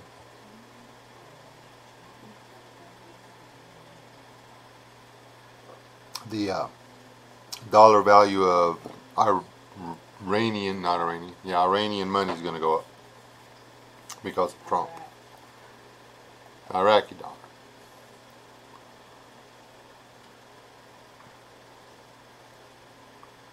How is he going to do that?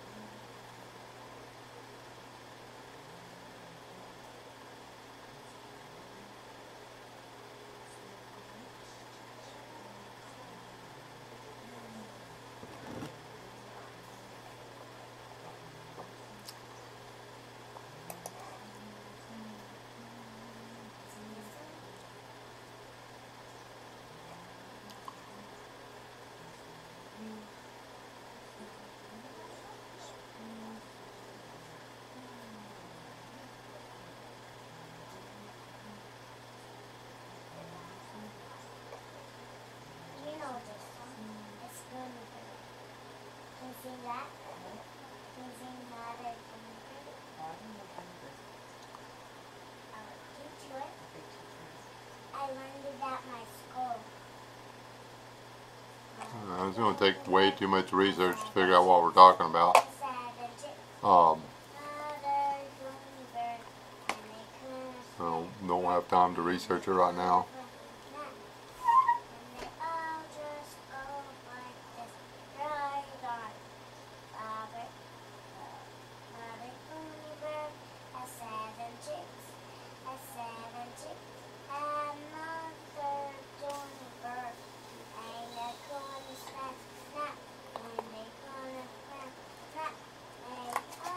I strongly suggest against investing on a rumor based off of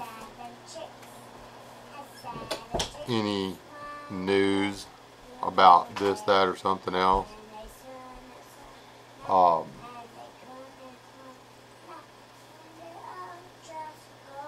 don't play futures or the stock market or anything like that because I know for a fact that's what's wrong with the money to begin with. And every time somebody buys stock, they devalue the dollar more, while their own net worth may increase over time. The value of the dollar falls away.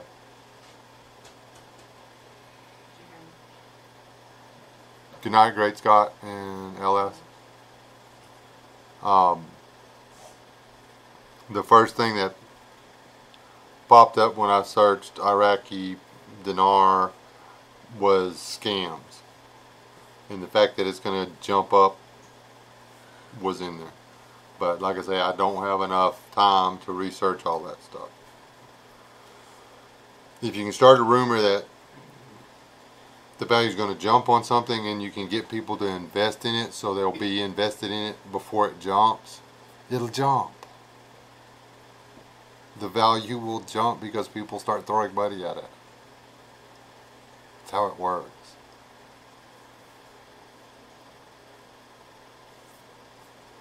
I'm not saying you can't make money at it. There's a lot of money to be made out there with that stuff. Just saying there is no way to make money at it above board. Because the very process of using the stock market to make money is not above board. Legal, considered to be morally okay and ethical, yes. Legitimate, no. You're throwing money at nothing and getting more money back.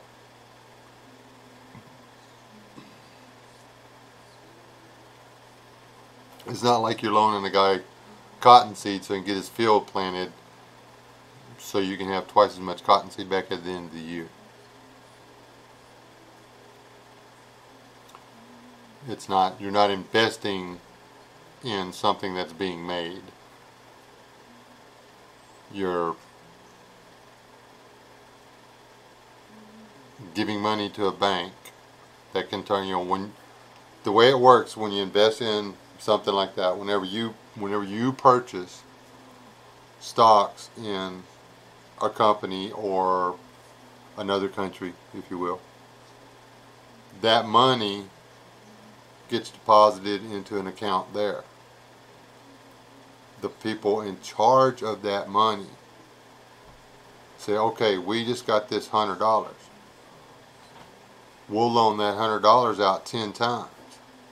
So your $100 just put $1,000 into the economy, but there's only $100. So now the $100 that you put over there, while it looks good for a couple of months on paper, because there's all this more money floating around, which isn't actually, there is actually not any money floating around. This is what caused the Great Depression. All this money was floating around, but there was no money. People started trying to cash out their stocks and there was no money.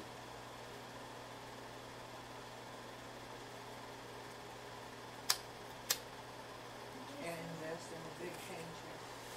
Yeah, invest in a big pantry, exactly, Just Date. Work overtime, catch a second job, get another paycheck.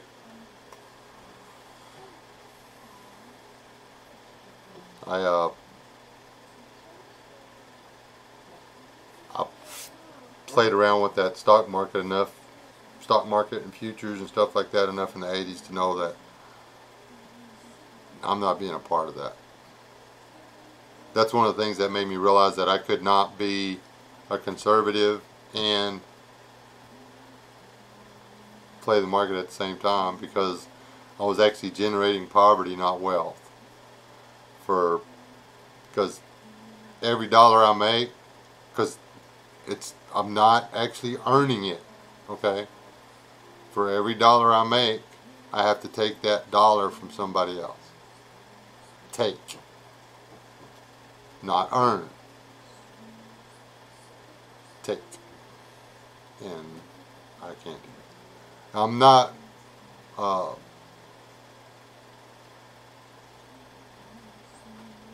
and money is a tool, but you don't throw a tool at something and expect the tool to make the something work. You take the tool and you send somebody with the tool to make something with the tool.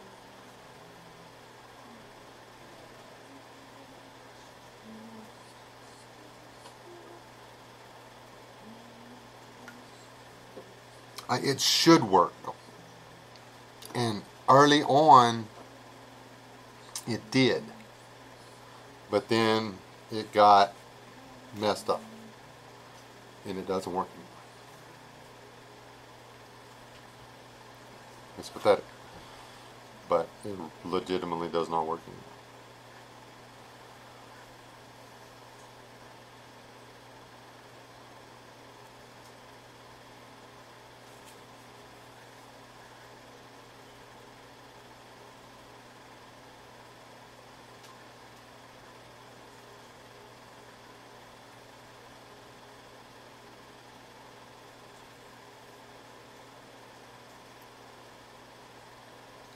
Yes, but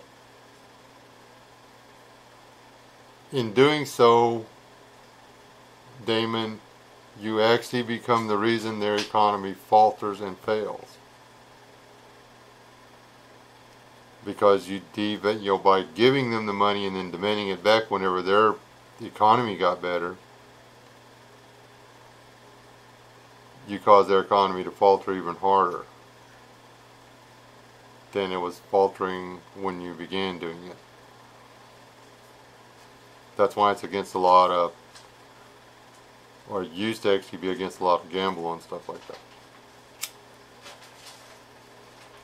It's kind of a bit of a gray area.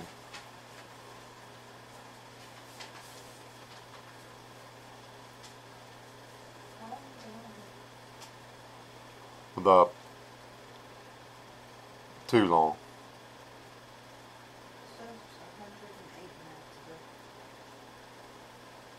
That's almost 3 hours.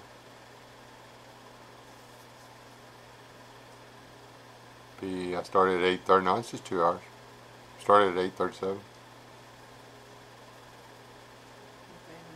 But like I said, I'm too poor to invest in anything but food. What videos do you have planned, Wes?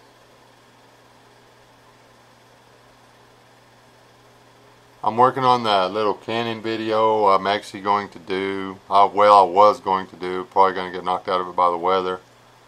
I'm doing a video on how to build a shelter using a shovel. I really want to get out and do some hunting and do some catch and cooks. Really, really do.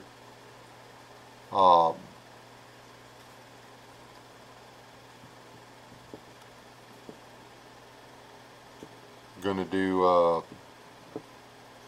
I've got a couple of them that I'm trying to edit, but after you stare at editing software for a couple hours, you just save it and go on and come back to it after a while.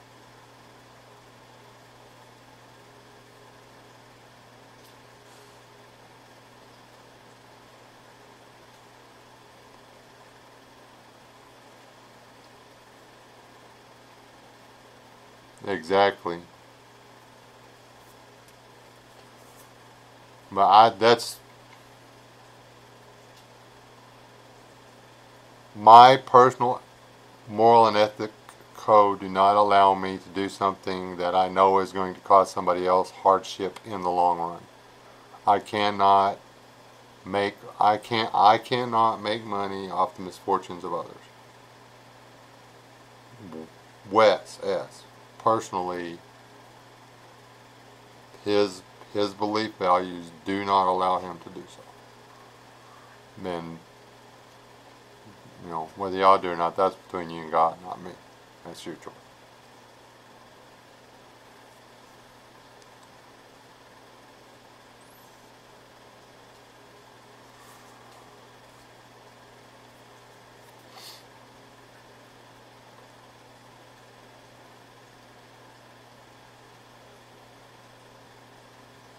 Money is a tool if you're using it to build something.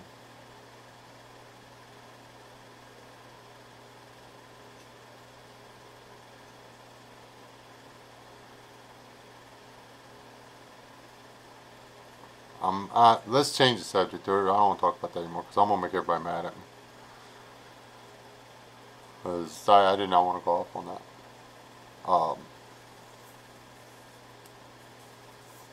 So, we don't talk about anything but that.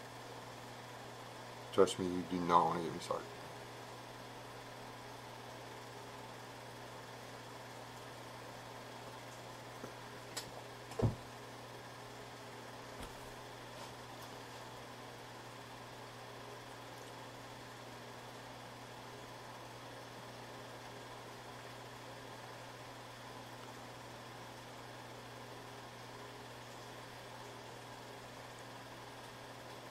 Yeah. Savage. Yeah, something like that. And the ones that I do, I usually like to get a 20-minute video, Savage. I'll shoot 2.5 or 3 hours of video. A catch and cook, a 20-minute catch and cook. I've probably got an hour and a half setup time. Then I've got an hour of hugging a hot fire. And then I've got another 2 hours of editing.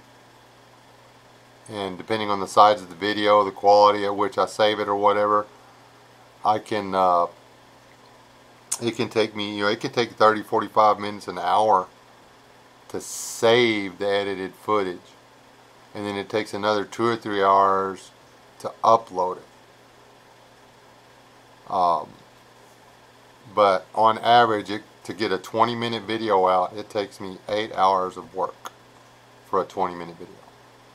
And not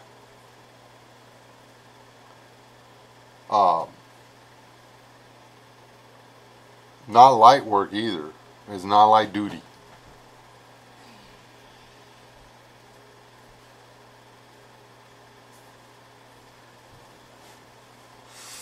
With what caliber, boss? Just a. How far away can you shoot a boar?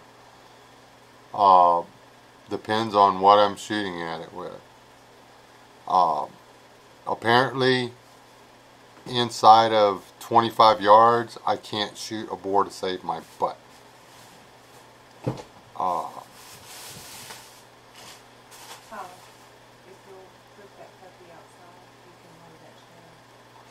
In my defense, I was hitting them, but I was hitting them in non-lethal places with freaking Full Metal Jackets, and they were just zipping right through the stupid things, and they were running off and dying or somewhere. They're probably every one of them healed up. Well, the one I know she did, and I hit her right in the guts. But 7.62. The 7.62 by 39. I would not take a shot at a hog because I don't have optics. I would not go past 150 yards.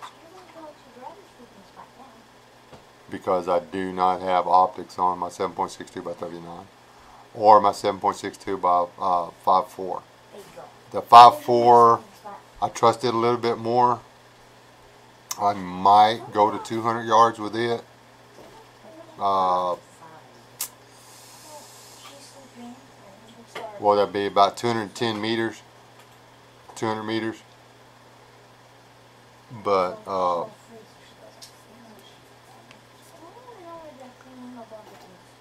with that 270 that's up here, if there's nothing between me and it, or that was up there, if there's nothing between me and the hog, and I can catch it standing, quartering away or whatever, and I can get it, get a clear shot at the kill zone, I would not hesitate to do a little bit of, well, actually, out to 250 yards, I would just use Kentucky windage, and I would take a shot. You know, if it was further than that, I'd want to adjust my scope. But you have to know your rifle.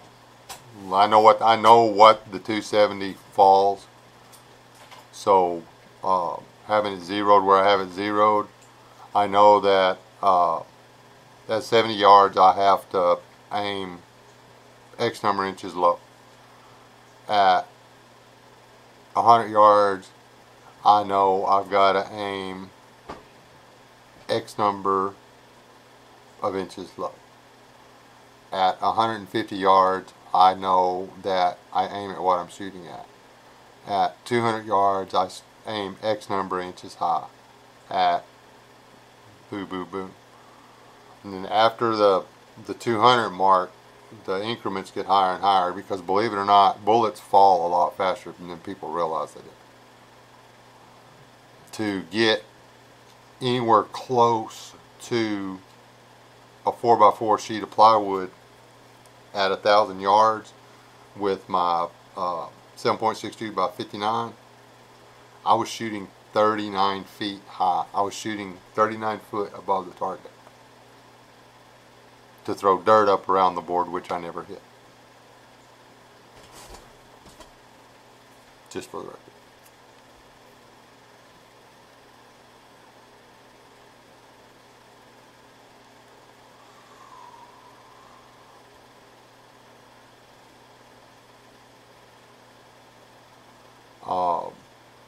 If I have my 22 bolt action, I would take a shot. If I got a clear view of their head, I'd take a shot at 100 yards. Anything in with that 22 bolt action got anything under 100 yards, if I can see the pig's head, I can kill it. This little thing here, I wouldn't shoot at 1 past 50, because you'll lose muzzle velocity with a semi-automatic. Sorry, it's a fact.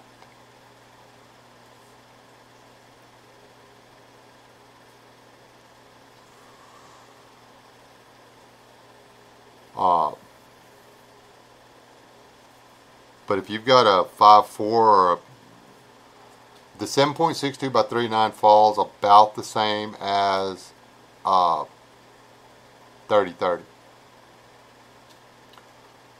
The 7.62 by 5.4, the Nagant falls similarly to a 30-06.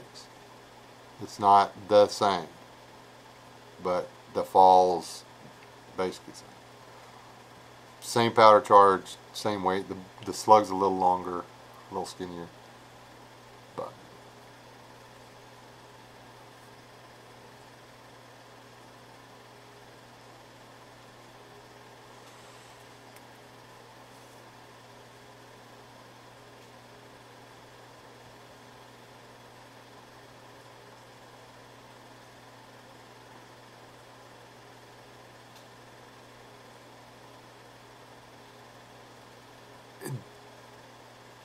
I guess they call it hog hunting or whatever, but the helicopter thing with the hogs, that's hog eradication. A friend of mine actually had a job doing that, and he said it was low-level flying and 3-inch 12-gauge magnums with unlimited ammo. One shotgun get hot, he put it in the rack, grabbed the other one, and blast away. They weren't trying to save the meat, nothing. They just killing hogs. It was a slaughter.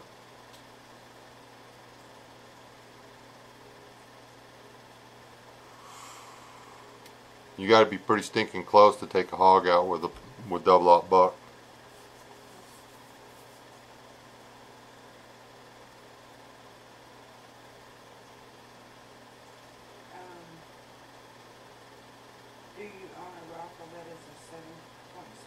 about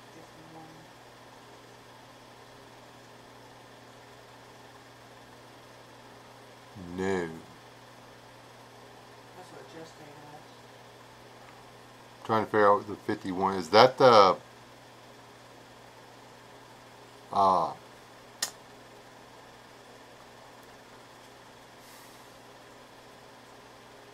that's Swedish or something, isn't it? Finnish.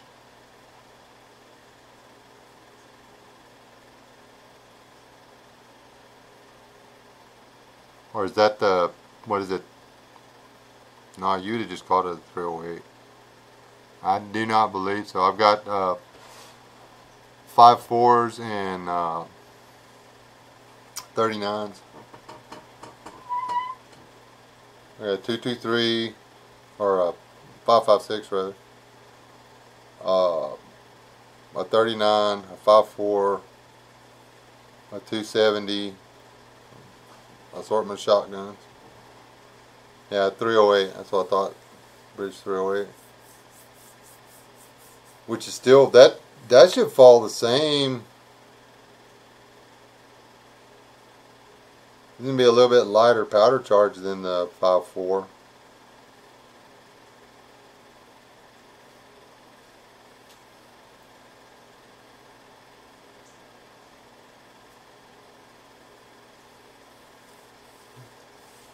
They didn't fly any helicopters around here this year though, because the drought killed a bunch of the hogs. Well, drove them into the water. They moved north and west down in the canyons. Alright, so I gotta get off here too. I've been in here all night, like forever ago.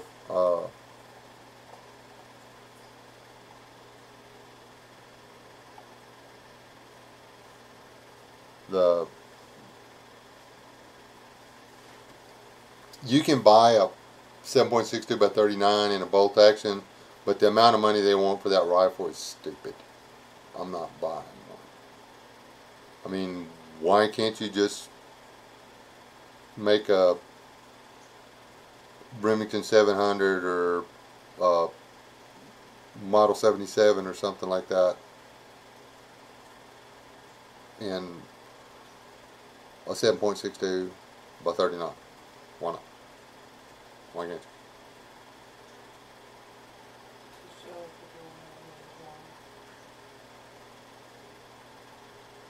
Yeah, that's the only difference. I mean, it's you've got a little bit. I mean, it's got less powder charge, but everything else is the same.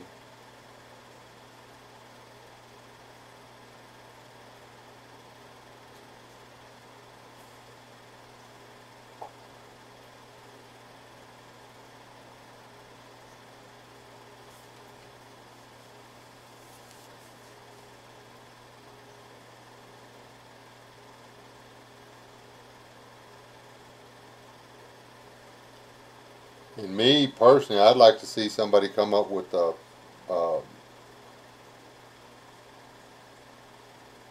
flipping 30 caliber combination pistol round, rifle round. Was the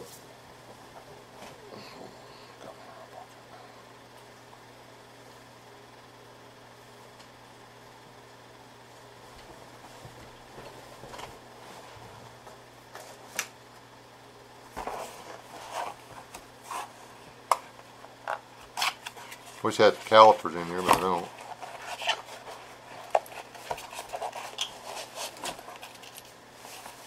Check something real quick. Yeah. This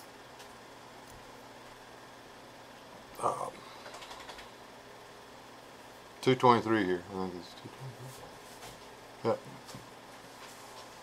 That casing is about a 30 caliber. Why couldn't you come up with this size casing that just had a round nose bullet in it that you could shoot out of either a rifle or a pistol? That would be Deadly.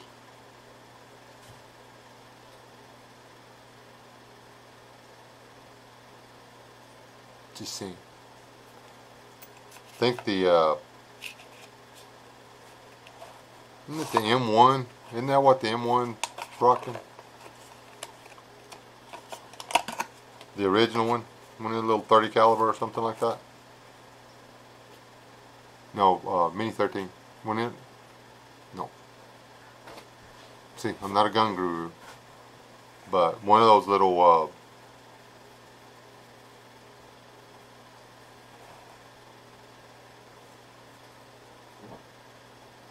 I know the Nagant revolver, the what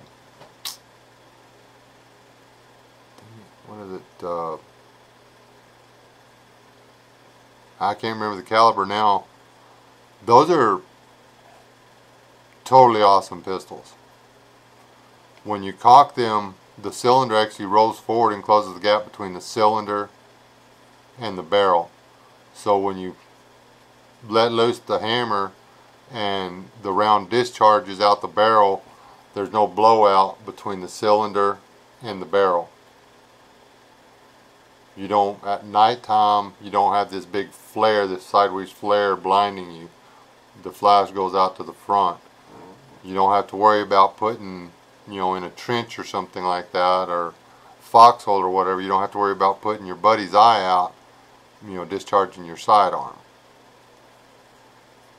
Granted, you can get the same thing with a semi-automatic, but if you're the kind of guy that would prefer to have a revolver, there you go.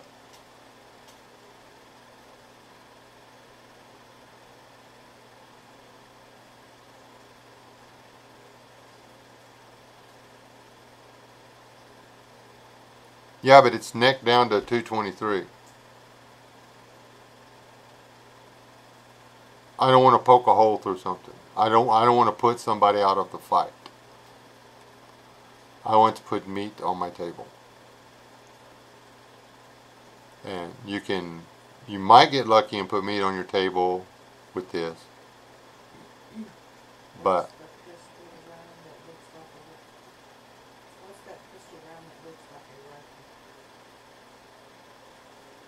that's the one I was talking about, the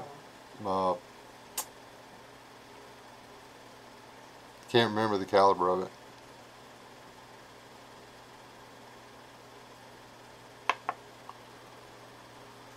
Now you can get a 22 Hornet in a pistol. That's pretty cool. But then again, it's a 22 caliber slug.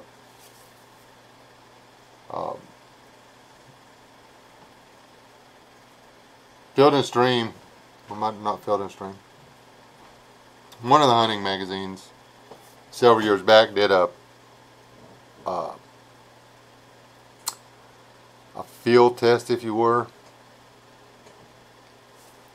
On average,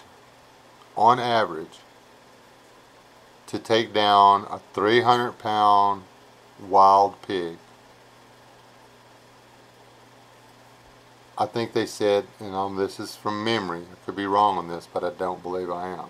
I believe it was 23 rounds from a 223. Full Metal Jacket 223. To begin, not kill it, to bring it down. How many rounds could they put in the animal before it stopped running? 23 rounds.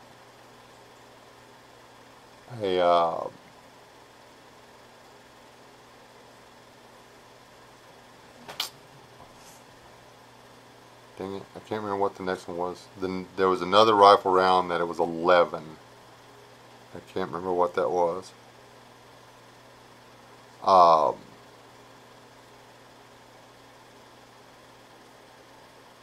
Believe it or not, the 30-30 did halfway decent, but it still took 2 to knock it down so it didn't get up. And this wasn't spine shots and stuff like that, okay?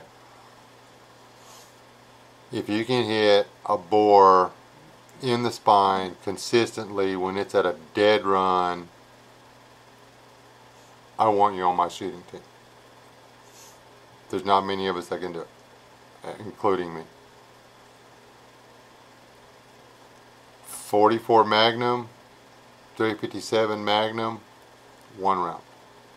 My favorite round is the 22-250. It's small and really fast, but in the end, not so good. Yeah, 22-250 is a good round. 25-06 is a good round. 270s, I lean to the 270. 243 is super fast, but for what you're getting out the end of the barrel, the recoil is not worth it. I like the 308. As far as brush gun goes, 30-30 or 357.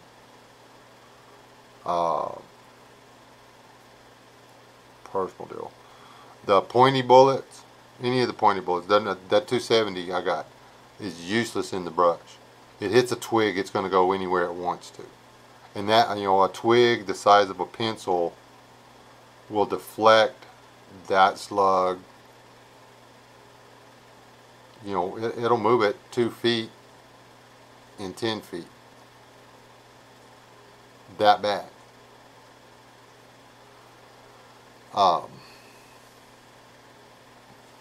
The flat nose bullets like the 38 or 357 or the 44s or even the 30-06 or the 30-30, I mean, they kind of push the twig out of the way or go right through it, as opposed to, you know, it will still, the twig will still change the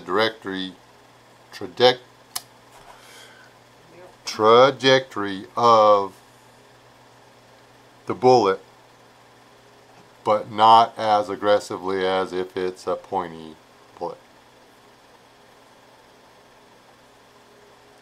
That I don't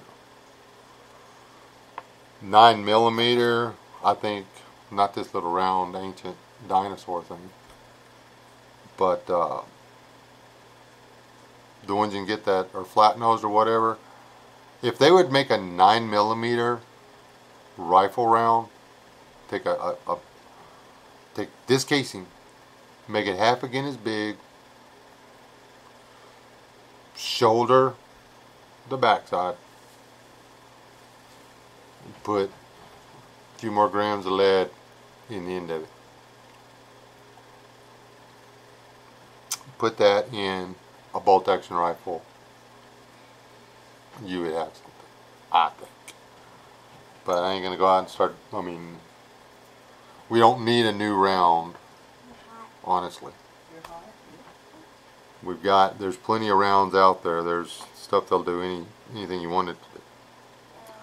I am going to reload all my brass for this 223 or whatever.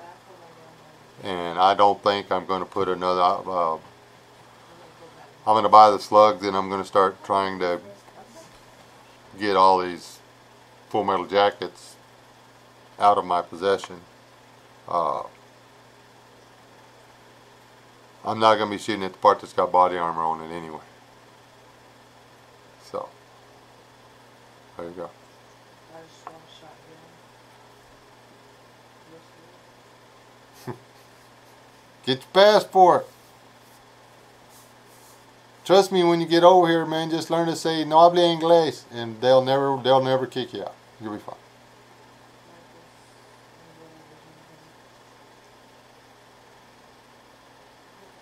Hey, Michael, tell Just Date he can sneak over here, and nobody will kick him out. He'll be fine.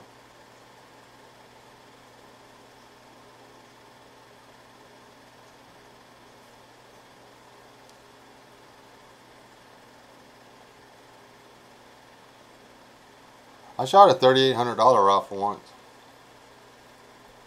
That was sweet. That was sweet. Killed 2 deer with it.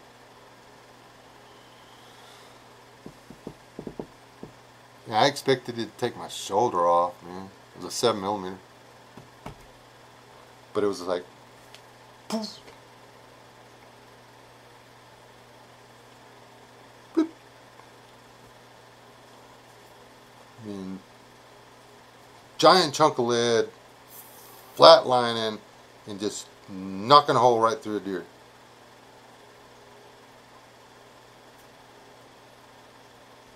Sweet. The guy got it as a birthday present. He's had it for forever. It wasn't that expensive when he got it, but it's a limited rifle. And who's that? Jeff. Alright, Jeff. I really am. This time I really am getting off here, people.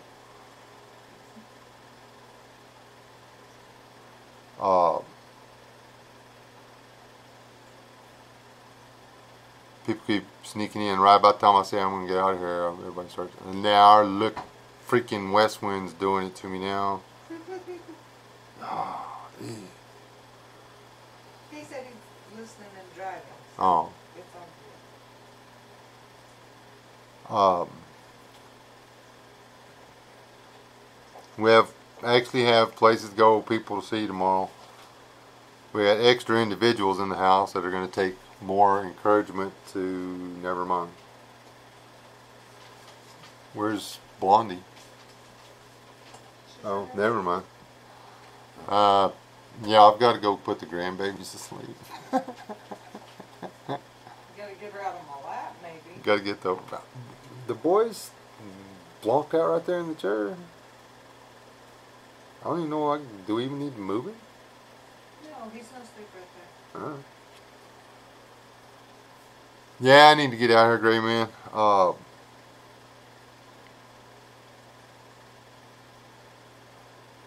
I really just got on here because I got a couple of texts and people were wondering why there wasn't a live stream. I don't know. Oh, in case somebody caught it, Bob Hansler's better. He's back out and about. They was doing another little thingy to his eyeball to see if they could improve his eyesight some more. And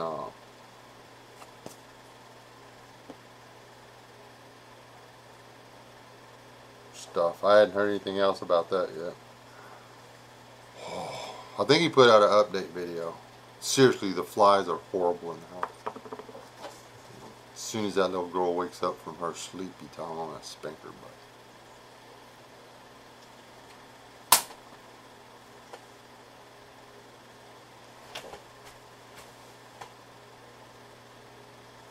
Give me one of them. That would make me an illegal immigrant and you can't like me anymore. Not if I invited him, he would just be my illegal guest. I would just call you a salty, man. That's all. Did that hurt, little feller? Come here. Come here. See, I caught him.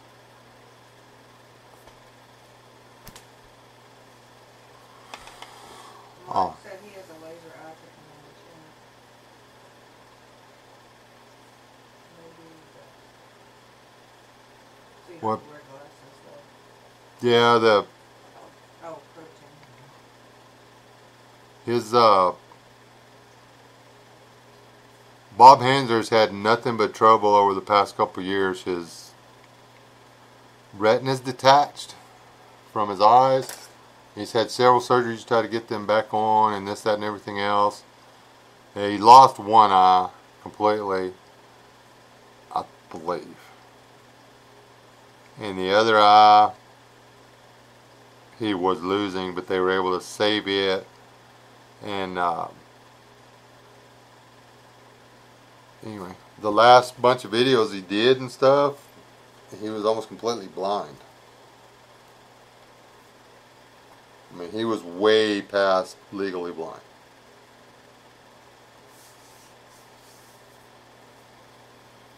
So,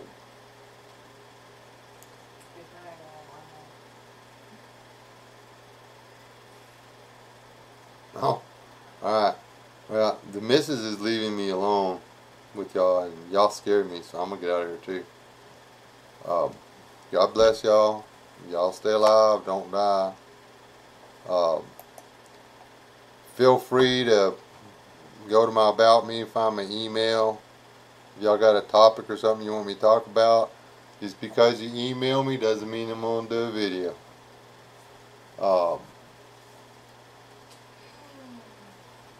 I really am going to cut back on these live streams though, because ordinarily I would have sat here and I would have been working on editing the video. And